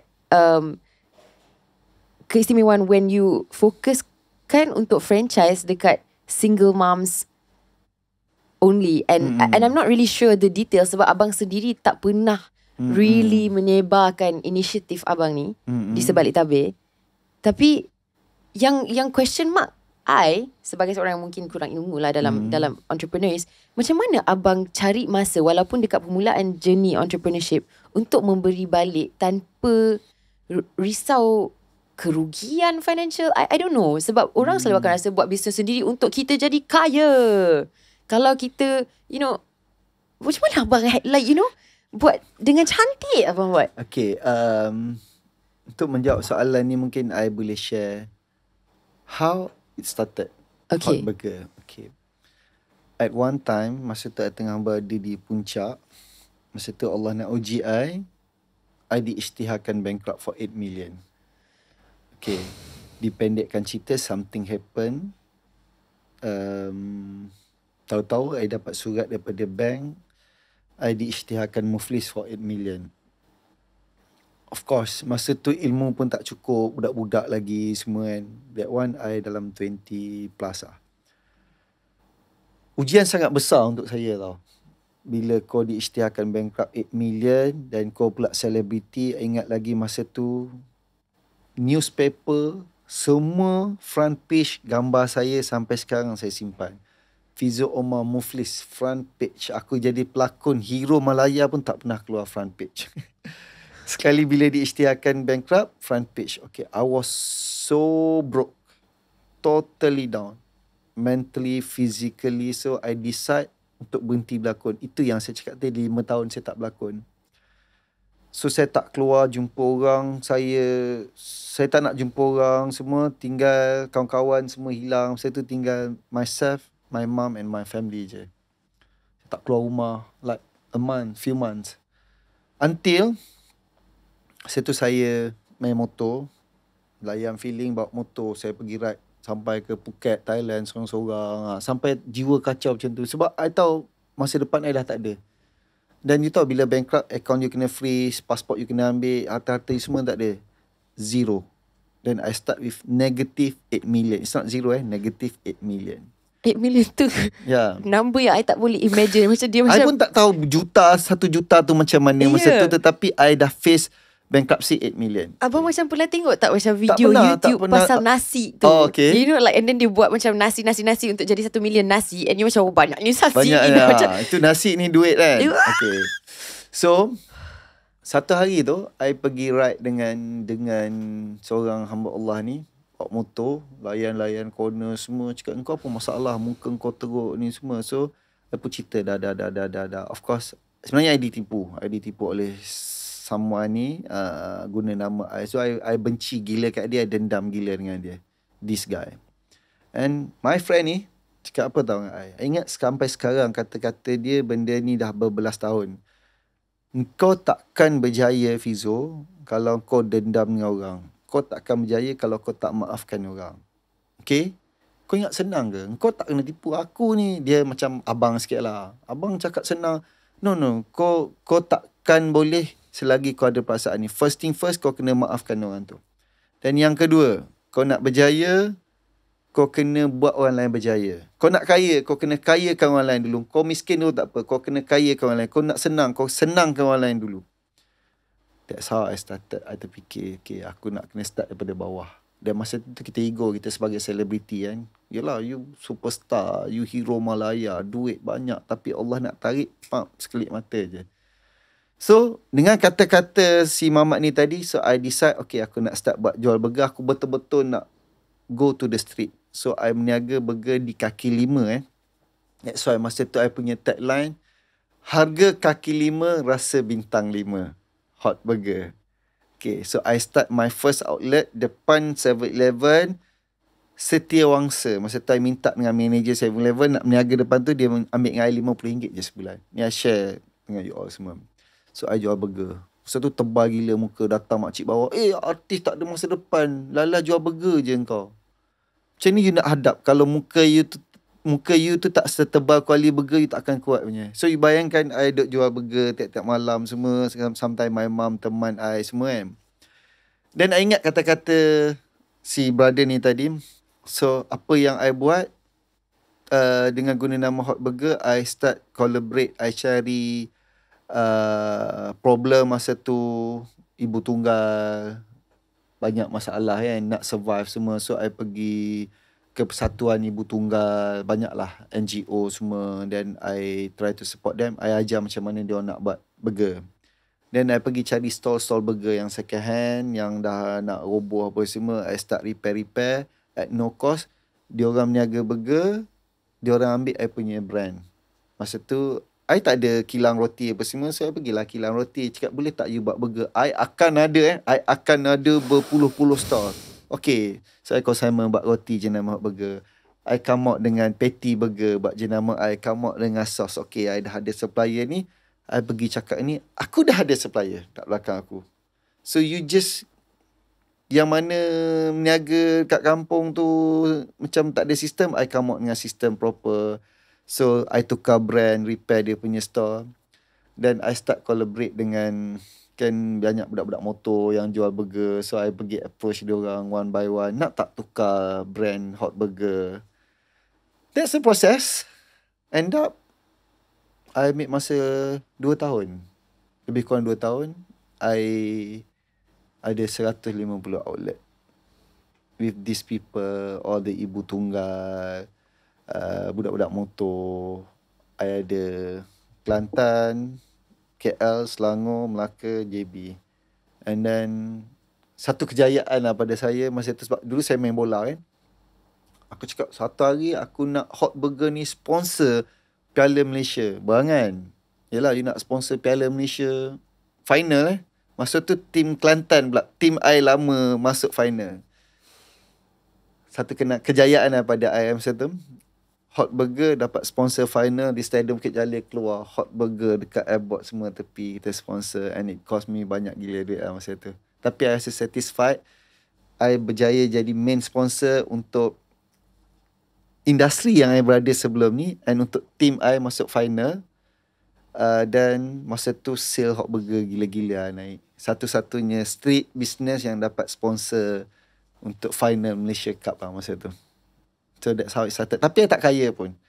I buat burger sebab I very clear aku nak bantu orang, aku nak memudahkan urusan orang. Orang ramai boleh share rezeki, tapi Allah bagi rezeki I kat tempat lain selepas hot burger. That's how it started. You are so cool, Abijo. Remind balik memori lama kan. Tapi it was very tough lah bila you nak kena start go to the street, you buang ego you, tapi paid off lah. Yeah. Then after that I dapat my first award. I dapat Young Entrepreneur of the Year 2014. 2013 I dapat Ikon Belia Negara daripada Kementerian Belia dan Sukan. Semua start daripada situ. So that's why I cakap business tu tak bagi I kaya, jadi jutawan ke apa, tetapi I rasa satisfied bila dapat tolong orang. Dan Allah ganti rezeki tempat lain sampai sekarang, mungkin sebab jasa daripada hot burger dululah. Mungkin, who knows. Ya. Yeah. I tengah cuba untuk imagine macam mana perasaan kalau you seorang, like abang time tu kan, seorang selebriti, dan selebriti kita tahu kita macam mana nak cakap, kita berjaya atas interest dan support fans kat luar sana, dengan headline yang macam tu, di mana kalau orang tak tahu cerita sepenuhnya ataupun tak mengambil berat untuk really baca, memberi abang ruang tanpa judgement untuk bercerita pasal reality situation tu, untuk prejudge you, macam mana perasaan kehilangan tu. And yang really awesome, macam mana dedication untuk tak putus asa tu kena level dia macam That's why sometimes tak payah ambil pot pun sebenarnya. So these people come and go, all the reporters nak buat story untuk jual story, netizen ni nak komen, nak cakap apa semua. Ni semua ni distraction. It's like these people trying to pull us down, and bila jatuh, okay, settle kerja aku. Bukan cakap dia jahat, tapi masing-masing ada perspektif masing-masing. Mungkin perspektif dia tu tak baik sebab dia tak tahu the whole story. So kita tak boleh blame dia. And kalau kita nak convince semua orang, it's not gonna work. So might as well we just do it. We understand apa yang kita nak. biarlah result yang akan tunjuk pada diorang, which is apa yang dia fikir sebelum ni silap. Tak perlu you nak try to explain, kau silap, tak perlu. That's why saya, anything happen in my life, I choose to be silent and later on I prove something. It's workable. Abang, sebenarnya I ada satu soalan yang I'm not sure, mungkin dia sensitif. I don't know. Kalau abang tak setuju untuk jawab, it's okay. I nak tanya pasal yang abang cerita tadi tu, pasal perasaan benci terhadap seorang yang pernah buat salah dekat kita. Dan dalam situasi ni, macam mana abang go through that? Sebab I rasa macam, I'm not sure ada ramai kat luar sana yang pernah melalui experience on this level. Okay. Semua orang pernah lalu macam orang buat salah kat kita, kecil-kecil yang level macam ni bukan. Kalau abang sudi nak jawab, boleh. Okay. Satu soalan yang sangat bagus dia macam ni.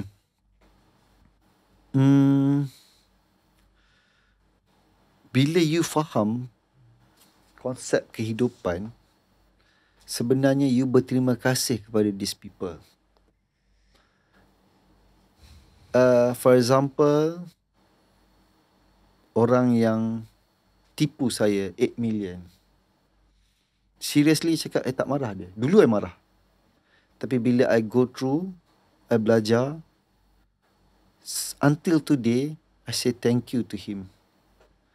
Kalau dia tak buat macam ni, I mungkin berada di tahap yang lama. Passionate dalam acting, I tak fikir nak buat business. I terlalu berada dalam comfort zone. As a celebrity, you selesa kan. Jadi ambassador, you sign contract, you dapat few 100,000. You berlakon, belum apa-apa, you dah dapat duit. You tak payah fikir apa. Tapi, in order for you nak keluar daripada comfort zone, easy money, everything is easy, being popular, ada rich, ada fame, ada semua ada. Susah you nak keluar. Until satu insiden berlaku pada saya, whoever yang kita rasa dia jahat, lagi sekali I repeat, dia bukan jahat. Allah hantar dia, Tuhan hantar dia pada kita untuk kejutkan kita yang tengah selesa dalam zone kita. Supaya kita find a way dan kita keluar. And then bila kita keluar, kita jumpa satu benda yang baru. Sebenarnya lebih baik lah. Tapi kalau this guy tak buat macam tu, mungkin kita masih choose to be there, you know. So that's why, bila something happen, jangan nampak benda tu tak baik. Benda tu baik pada kita sebab Tuhan ni dia tak kejam tau dengan kita. Mana ada Tuhan kita, ya aku nak tengok lah Fizo ni jatuh terduduk bankrupt padan muka. Semua agama percaya benda yang sama. Betul tak? So, in order, asbab nak jadikan sesuatu benda mesti kena bermula dengan satu insiden. Whether it's good or not in life. So benda tu lah, that's why bila kita faham functionnya orang ni, dan kita akan terima kasih. Oh, sebenarnya aku terima kasih pada kau. Kalau kau tak buat macam ni kat aku masih lagi kat tahap yang lama. So disebabkan kau lah, aku find a way untuk keluar dan aku lebih berjaya, aku lebih selesa, lebih bahagia kat sini. Itulah sebenarnya. That's why, no point kalau you nak marah orang tu, sebab kita faham, bukan dia jahat. Allah yang hantar dia untuk buat benda ni. Kan? And then, itu dari segi cara berfikir lah. Dan lagi satu, bila you tak maafkan orang, sebenarnya, you macam as if pintu rezeki tu you tutup tau. You tutup. Sebab tu mana-mana agama sekalipun, meminta kita untuk maafkan semua orang sebelum kita tidur, sebelum kita keluar mencari rezeki. Macam mana you nak pergi cari rezeki? You buat bakul tapi bakul tu you tutup. Penat macam mana kau kerja pun, kau cari petik buah, kau tak boleh masuk sebab bakul kau tutup. Tapi kau buka bakul, silat-silat air bulan, buah tu datang. Contoh air, kita nak pergi cari air, kau buka bakul, kau letak tempat yang rendah, sebenarnya kau tak payah cari air. Air akan cari tempat yang rendah. Tapi kalau kau letak bakul, kau tutup, kau letak tempat yang tinggi, kau tunggu air hujan pun takkan masuk sebab kau tutup. Tapi kalau kau letak bawah, kau buka, sebab tu orang kata, orang yang baik, energi yang bagus, dia tak buat apa sangat pun. Tapi banyak je rezeki dapat, banyak je job dia dapat. Untungnya bisnes dia. Sebab ni konsep ni lah. Okay. Kalau saya silap, saya minta maaf. Tapi itu yang saya percayalah. Ya. Tu tak guna dendam dengan orang. Tak apalah, maafkan lah. That's it. We got nothing to lose. Tengah memikirkan macam mana saya nak apply benda ni. Sebab dia, bila I dengar apa yang abang cakap, I resonate sangat. Tapi dia Especially sesuatu, orang perempuan lah. mungkin ke? I don't know lah abang. Tak tahulah. Tapi I resonate sangat. And I nak cuba untuk amalkan benda ni. Yelah, as a human being, saya pun bukanlah tak pernah marah. Adalah marah. Tapi, yelah, biasa. Manusia normal. Tapi bila kita faham balik, oh, aku percaya benda ni. Aku amal benda ni. Aku yakin. Dan lama-lama dia cepat calm down. Tak salah. Yeah. By the way, I pergi jumpa orang yang tipu I. Which is my ayah angkat. I pergi jumpa dia. I'm okay.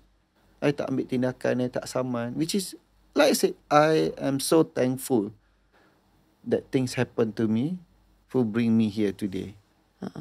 Yeah. Dalam kesusahan yang paling teruk sebenarnya, I pernah dengar lah. Macam cerita macam ni. Abang dapat membina satu mindset yang sangat like, It's not easy lah. Hari ni bercakap setelah 10 tahun, 11 tahun. It's not easy. Tapi mungkin I share. Orang yang belum boleh terima lagi tak apa. Mungkin satu hari dia ingat kata-kata saya ni. Mungkin satu hari dia akan terima. Thank God. Yeah. It's not easy. I cakap dengan you, it's not easy. Tapi if you betul-betul nak buat, you nak maafkan orang, you boleh maafkan orang. Yeah. ni akan jadi stok saya bang. Sekali dengan yang pillar tu, I akan ada satu list panjang. Oh, okay, cool. Okay, so sekarang kita nak move kepada, kita berehat sekejap lah bang. Kita move kepada topik yang lighter, happier, more fun, which is your marriage abang. Boleh. Abang, bila I first start berlakon dengan abang belum kahwin lagi dengan Faz. So I tak sure you guys punya timeline tu selepas lah. I think selepas kita berlakon sekali. Because kalau tak, maybe I dah jumpa dah Faz time tu. I think so, yeah. Tapi abang, I tak pernah nampak abang se-happy ni. Alhamdulillah, syukur. Congratulations. Syukur, Alhamdulillah. Happy. Yeah. And yang paling menarik ni is abang seorang yang sangat impressive.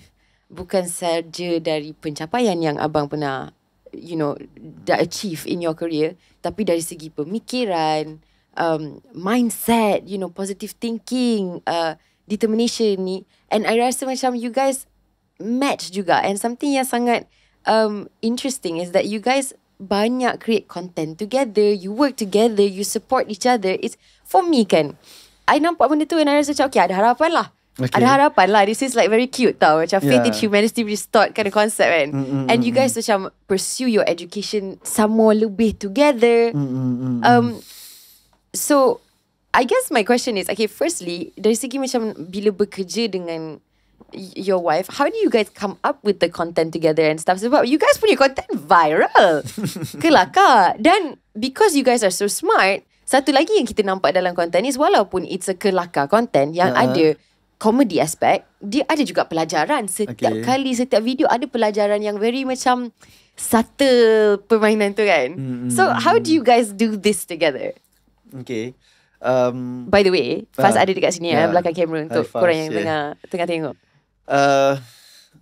First of all, we have a direction. We are using social media platform to educate people, to spread the message. So that's why, and by the way, kita ada creative team content lah, which is we set the direction, diorang cari apa bahan, and then kita decide lah. So kita tengok setiap benda apa pengajaran dia, sama ada direct or indirectly. And of course, Faz yang banyak, my wife lah yang banyak, okay, kita buat video macam ni. I sometimes, to be honest, content kat social media ni tak sempat nak fikir lah. Banyak benda nak fikir lagi pasal yelah benda-benda lain semua kan. So bila kita discuss, okay, kita nak buat content yang macam ni, and then kita nak target audience kita yang parents, yang ada anak, yang couples, yang baru berkahwin kan. So kita buatlah, tak sangka juga dapat respon yang sangat bagus, Alhamdulillah. And then setiap minggu orang tunggu-tunggu apa je kita nak buat, Tapi I credit to my wife and my team. I boleh katakan semua idea datang dari dia orang. Saya hanya melakonkan sahaja.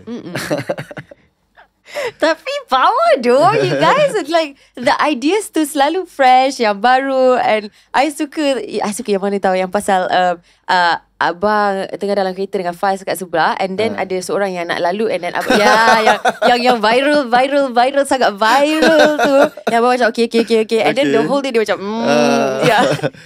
idea macam macam mana you guys ada. Yang handbag tu satu, yang beli handbag tu, you punya coffee berapa ribu, berapa satu hari. I punya handbag equal hari-hari RM20 je satu hari. That's kind of thing which is make sense gini. Dia yang bagi idea tu lah. Yang satu lagi tu abang tengah macam dukung baby, and then tengah nak buka roti, and then macam mana wanita boleh buat benda ni as a mother, tahu, macam which is true. Ya, tapi dia macam dalam something yang kita nampak as a funny, sebenarnya dia very inspiring. Dia menunjukkan macam relationship yang healthy, positive, mutually supportive.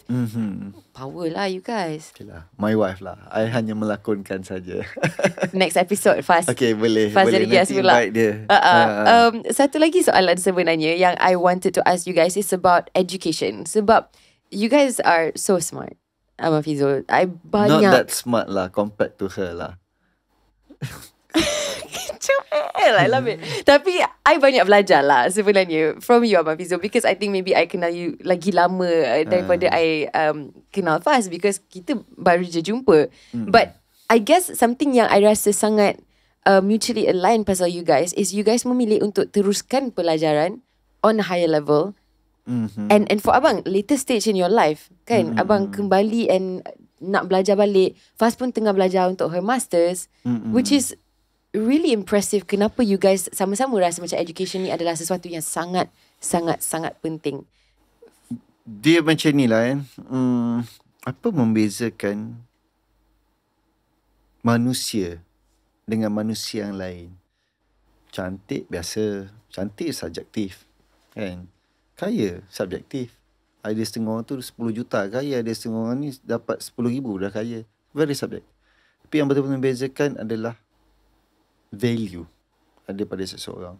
And kebanyakan value ni datang daripada education.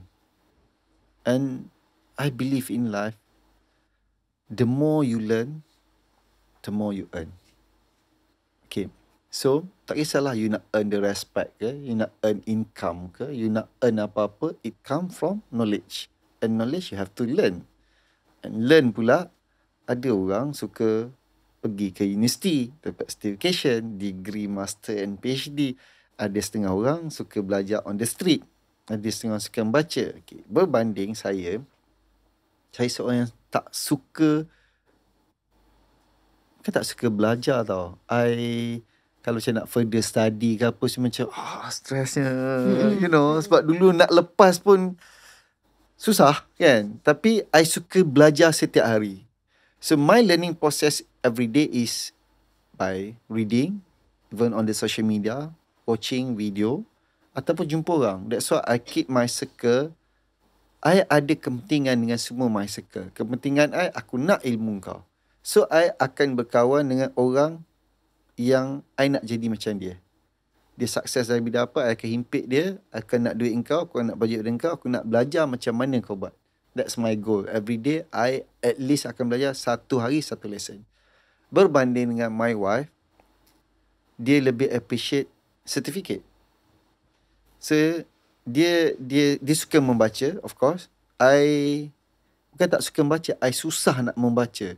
So, sometimes kita pergi mana-mana, macam buku tu macam best lah. So, dia lah tukang baca.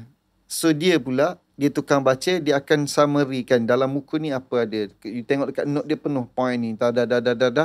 So, while driving ataupun pillow talk, saya dah habis dah baca buku tu. Dia akan jadi we call it audible. So, dia akan cerita buku ni, dah cerita. So, daripada situ, I belajar. So, I ada shortcut lah. That's why I really need, that's why I married with 4 flat student lah. So dia sambung belajar.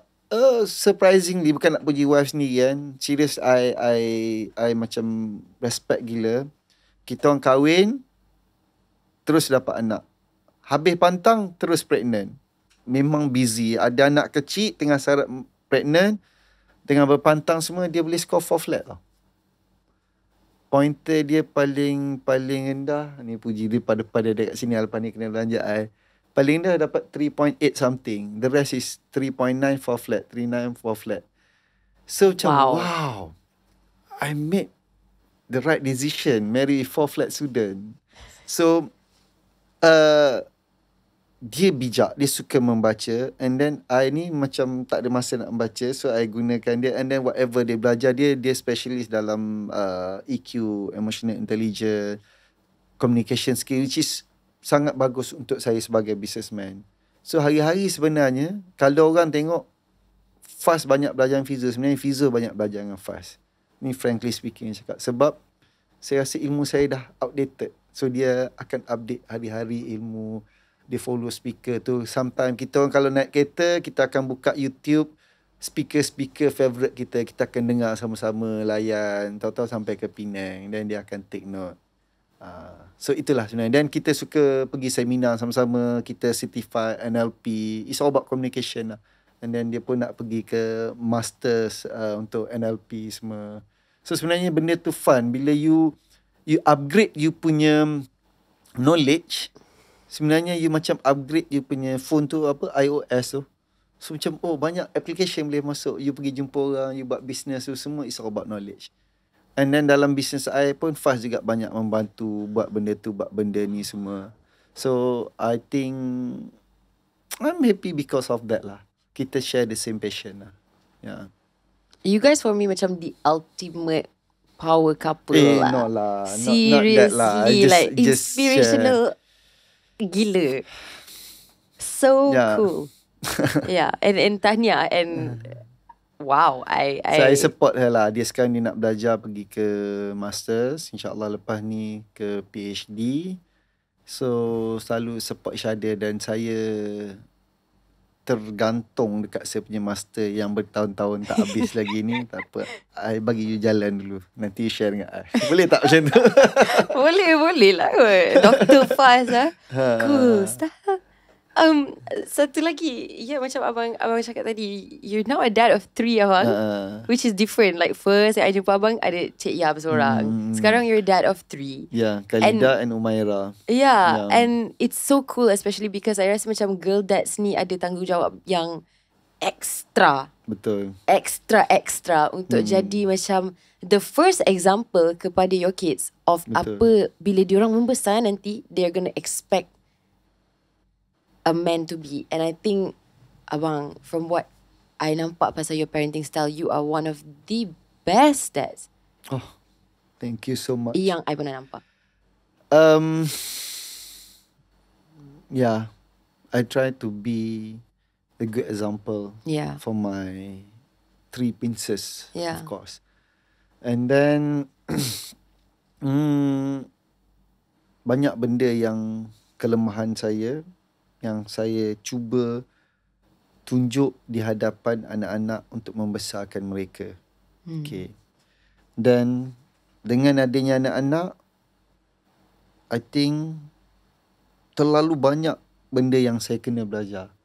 Itu adalah satu turning point untuk saya keep learning.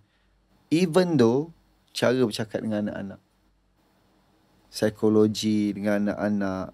That's why I cakap, saya sangat bersyukur dapat seorang wife yang ke arah itu. Sometimes bila kita bercakap dengan anak, the choices of word, Faz akan tegur, no, you cannot use that word. We have better choice of word. Benda yang simple. So the words that we choose to encourage all the kids yang install dalam minda diorang. So that's why I cakap, saya learning process as a father is every day. You have to learn, belajar. Dan kita orang ambil parenting punya, follow course di dalam YouTube as a parenting. Sebab I rasa I'm not a perfect person yet to be a perfect father. Keep learning lah. Dan Alhamdulillah kita boleh tengok impact pada anak-anak kita. Sebab saya selalu visualize dengan wife saya, anak saya, tak kisahlah kau nak jadi artis ke, kau nak jadi sportsman ke, kau nak jadi businessman, yang paling penting kau belajar dulu. So kita visualize anak kita seorang nanti Even kita orang nak pergi TKC tau, Tunku Kursia College. Kita nak pergi visualize kat depan tu, hantar anak kita ke situ. TKC is one of the best school. Awal lagi ke college? College tu macam TKC is sekolah menengah, tapi the best sekolah school menengah in Malaysia. dengan college tu I confused. I selalu cakap dengan my wife, seorang duduk TKC, seorang duduk sekolah-sekolah yang power, MRSM semua. Sebab we speak the same language. Kita percaya kepada the power of visualization. So kita selalu visualize. Anak kita nanti belajar kat sini, anak kita belajar kat sini, and then kita nak bawa anak kita bergambar kat depan tu walaupun baru umur 6 bulan. Sebab saya percaya bila kita visualize benda tu, we ask for that and it will happen. Biarlah orang kata kita berangan, tapi kita orang faham apa yang kita orang buat. Kita belajar benda yang sama. Especially the NLP lah. NLP is very powerful. Yeah. Yang mengubah minda kita. Cara kita berfikir, cara kita see the world. It's different. Yeah. Episod ni pun Itu boleh tanya dia lah. Banyak belajar dengan dia lah. I dah banyak belajar dari episod ni. Walaupun kita tak dapat lah macam I don't know berjam-jam berhari-hari untuk ada discussion ni. Tapi dalam masa yang singkat pun I rasa macam I dah belajar banyak. Visualize. Yeah, visualizing. Okay, I nak try. Ada banyak benda nak try selepas ni. Okay, ada homework untuk episod ni. Okay, so abang, one last thing yang I nak tanya abang is pasal something yang abang buat recently, which is mengikut tema abang yang sangat on point lah untuk Abang Fizo, which is mencuba benda baru dan mengatasi cabaran yang really kadang-kadang tak masuk akal. Ni pasal Amazing Explorer 1000 km. Abang kena 5 hari ride jet ski. Actually benda kerja gila tak pernah ada orang buat lagi. Yelah bang. Sebab dia gila lah bang cerita dia kan. Apa idea ni? Saya suka lesson di sebalik sesuatu benda. Saya bukan fokus kepada apa yang kejayaan puncak tu.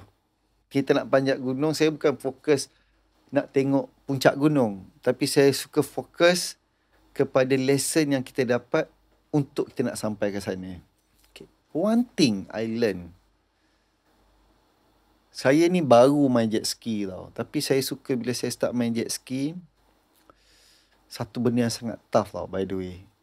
Even though kita orang buat first trip kita daripada JB ke Port Dickson, kalau naik kereta sejam lebih kan.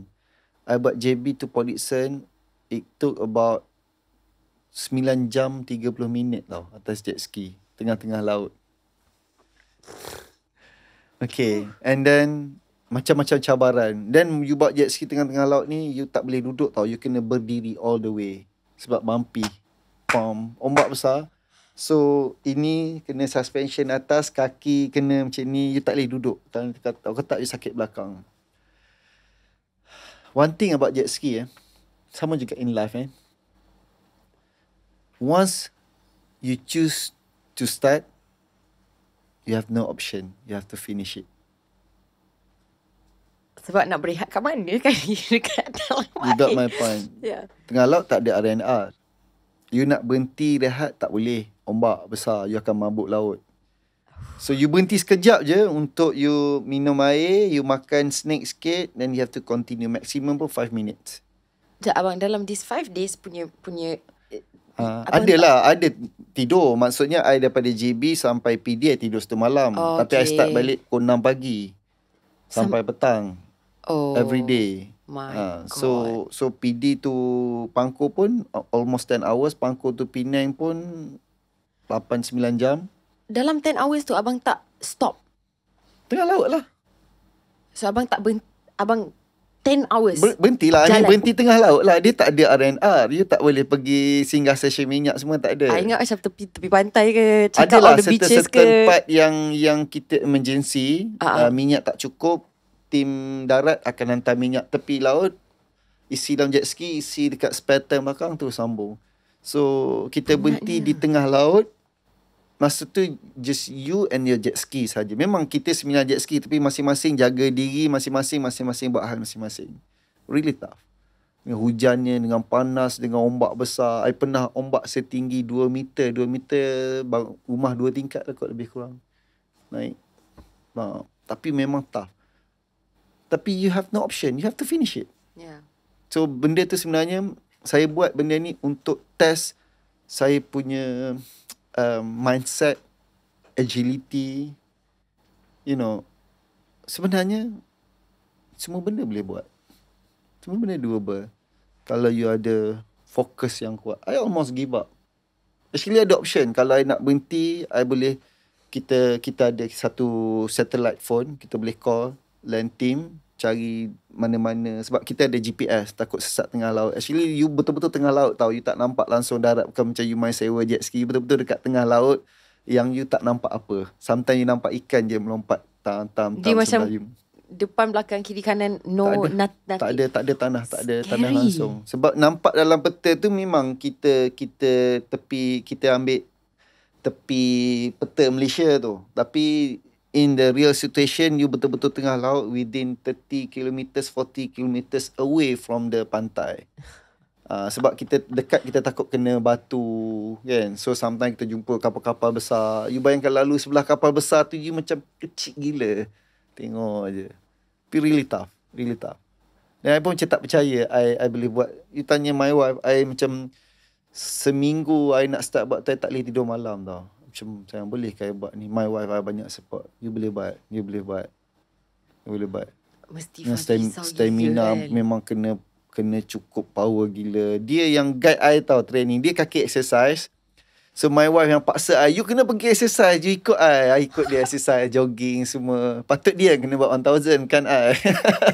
I think she's so cool. Kalau dia nak abang, I rasa dia boleh buat sebenarnya. So dia yang support lah. Dan I suka lah, I cakap lesson throughout the journey. Banyak benda kalau nak share pengalaman I tengah-tengah laut. Sebenarnya in life, it's all about you and yourself. Sebenarnya. You tak boleh rely kepada orang tu, orang ni. People come and go in life. Bila you berada tengah laut, you have to trust yourself, trust the machine. Percaya pada Allah. You akan boleh buat. In whatever situation. So, abang ada cakap tadi kan, macam semua benda, semua cabaran yang abang cuba nak mengatasi, abang buat sebab abang rasa abang akan belajar something. From this 1000 km 5-day jet ski really crazy experience, apakah benda yang paling penting yang abang belajar? First thing first is, kau takkan boleh buat sesuatu kalau kau tak percaya pada diri kau sendiri. Kalau kau in 50-50, bolehkah aku buat, aku tak berani. Kalau you underestimate yourself, kau tak akan berjaya. Satu. Dan yang kedua, it's all about teamwork. Betul. Bila you ride jet ski tengah-tengah laut, you sorang-sorang. Tetapi bila kita tahu ada support yang kuat, walaupun anything happen, kau sorang-sorang, kau tetap sorang-sorang juga. Tapi we feel safe bila kita ada tahu kawan-kawan yang support kita, family yang support kita. Kita tahu, oh, anything happen kat aku ada satellite phone. Anything happen kat aku ada GPS kat tangan aku. Anything happen kat aku ada life jacket yang boleh float untuk 12 jam, orang datang selamat aku. Anything happen kat aku, land team tu dia akan follow je kita daripada darat. Dia bergerak seiring sebab kita ada GPS. Sometimes benda tu tak pakai pun along the way, tak ada masalah pun, tetapi we feel safe because of support team, our circle. So sama juga, in order kita nak buat something in life, nothing is impossible sekiranya we feel good. Kita rasa ada orang support kita. Sebenarnya at the end of the day, kita tak guna pun dia orang ni. Faham tak? Cukup setakat kita tahu ada. Anything happen, kau ada untuk aku. Then aku pergi je. Itu yang I belajar lah. And then lagi satu yang cakap Wawa tadi, sama juga you nak buat apa-apa, bila kau decide untuk bermula, you have no option, you have to finish it. Masalah orang sekarang ni, finish tu apa finish dia? Kat mana?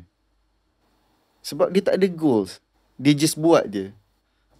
Buat bisnes dia buat je. Berlakon dia berlakon je. Apa-apa dia buat. Sebab dia tak ada goal.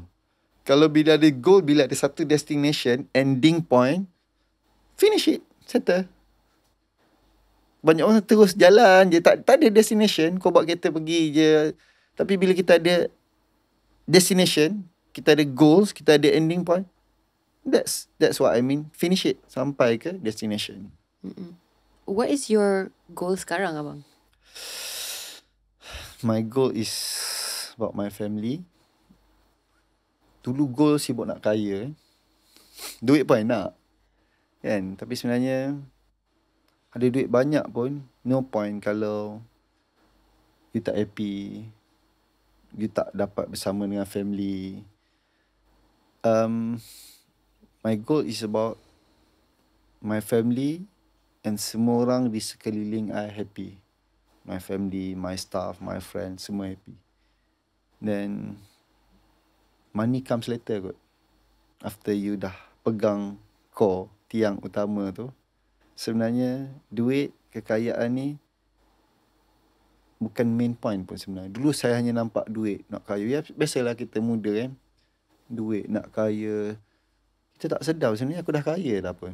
Aku dah ada dah benda yang dulu aku nak sangat 10 years ago. Tapi bila aku dah ada semua aku nak, tak ada beza pun. Tapi kita still mencari. So bila you mencari-cari, mungkin my goal is family. Bergantung pada individu lain lah. Tapi back to the question, I punya goal is I nak happy family. Anak-anak I berjaya, family I happy, orang sekeliling I happy. Cukup lah. Tu je. Soalan terakhir untuk segmen ni, apa langkah seterusnya untuk abang dalam your life abang? Macam 2024 New Year, apa next step dalam perjalanan abang ke goal abang?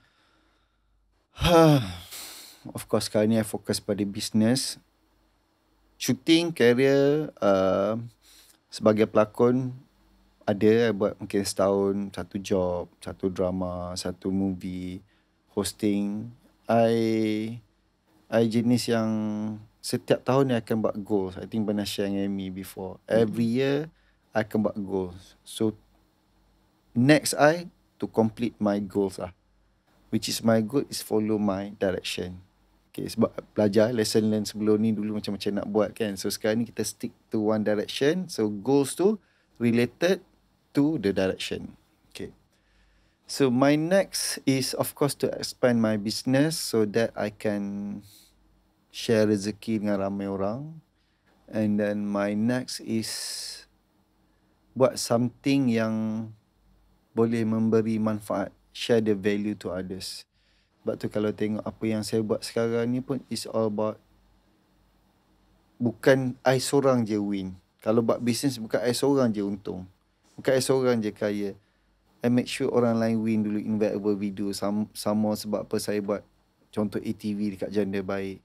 It's not just a business.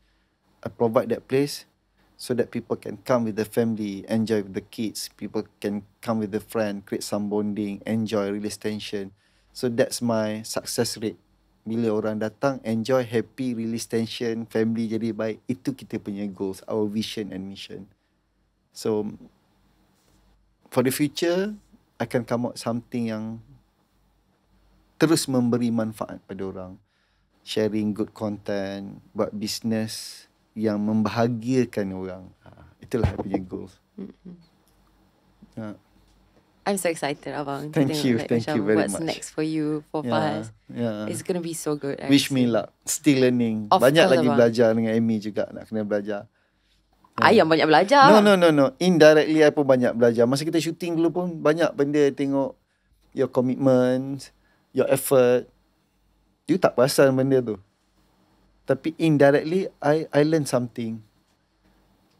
Satu-satunya artis yang saya next scene baru saya tengok skrip. Dia next scene semua dah ada dalam kepala dia dah. Dia tak perlu tengok skrip. So bukan sebab dia bijak. Of course dia bijak. Tapi sebab dia ada preparation. Itulah Amy. You are very, I can say over prepared. Which is good.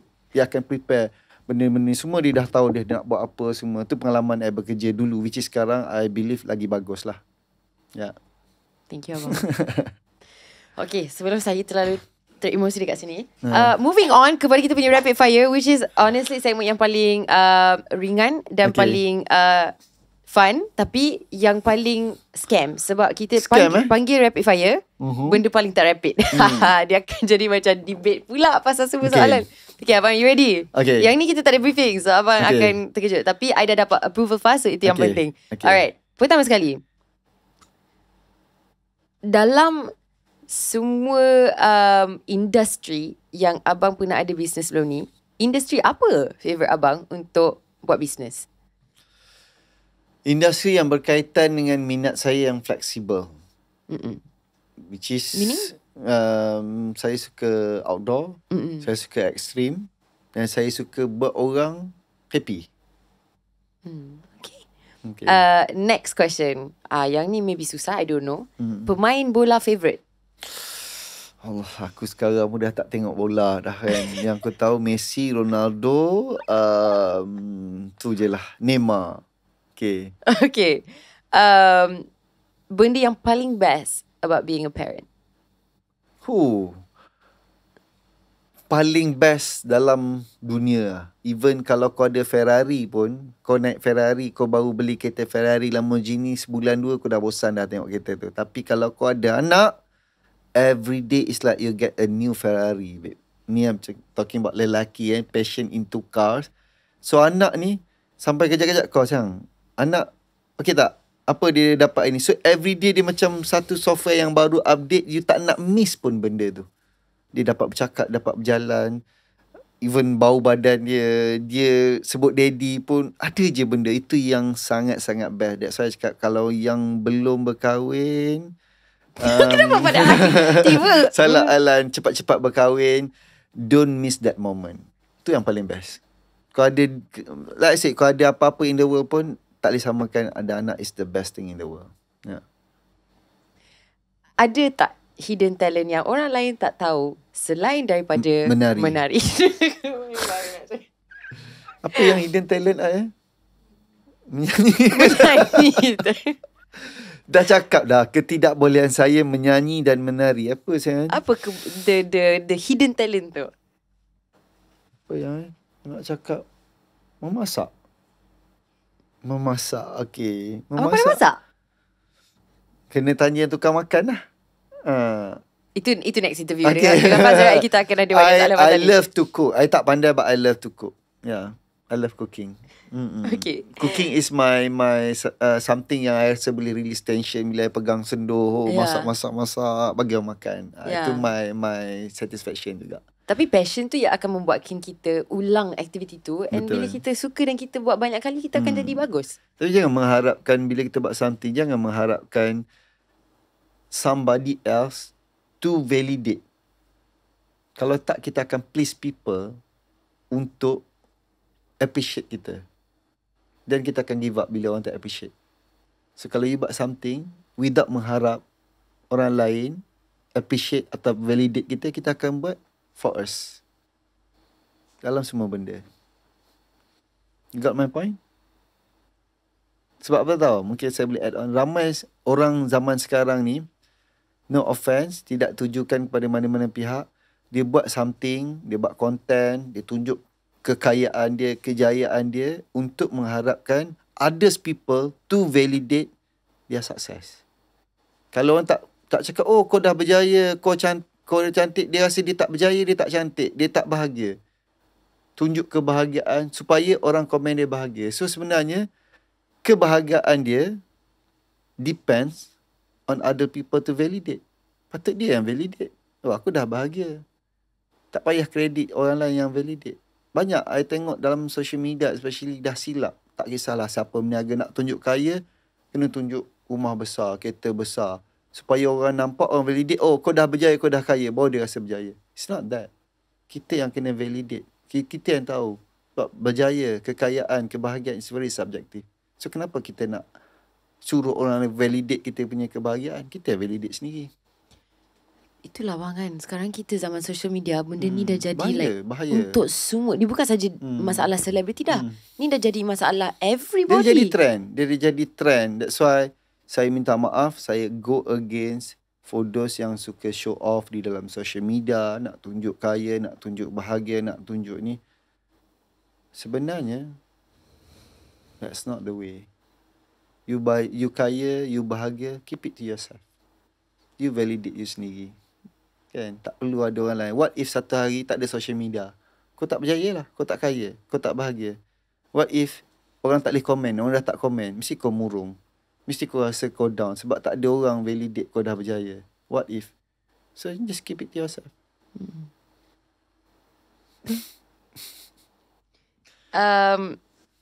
Last one bang, yang I ada, yang ni I briefing lah bang. Okay. Favorite joke abang? Favorite joke? Apa yang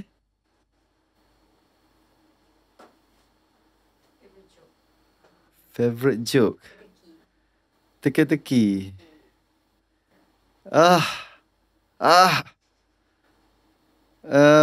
Okay, tak apa. Untuk bagi abang inspiration, I ada satu untuk abang. Okay. Okay. Apa yang boleh membuatkan seorang pemain bola sedih masa birthday? Seorang pemain bola sedih masa birthday. Bila game dia kalah. Tak seberapa dekat dengan jawapan yang tepat. Okay. Sedih masa birthday. Tak dapat hadiah. Bila dia dapat kad merah. Oh, okey lah. Okay. Lambat sikit lah respons tu abang. Fast tak gelar langsung. Fast macam. Okay. Dia rem dia slow sikit. Okay, make sense. Okay. Aku tengah digest. Okay. Bila bukan footballer buat joke pasal football. Okay. That's what happened. I memang bukan footballer langsung lah bang. Okay lah bang. Thank you so much again. Sebab ada dengan kita. Thank you kepada Faz juga. Sebab sudi menemani dan meluangkan masa bersama kami. Sebelum kita nak habiskan episod ni, abang, kalau abang ada apa-apa message yang abang nak sampaikan kepada peminat abang dekat luar sana yang tengah menonton. Simple. Kalau nak buat something, always do your level best. Tak kisah apa-apa pun, walaupun cuci pinggan kat dapur. Always do your level best. Dan sebenarnya tak ada benda yang tak bagus. I mean, talking about business, career. Of course, benda tu must be something good lah.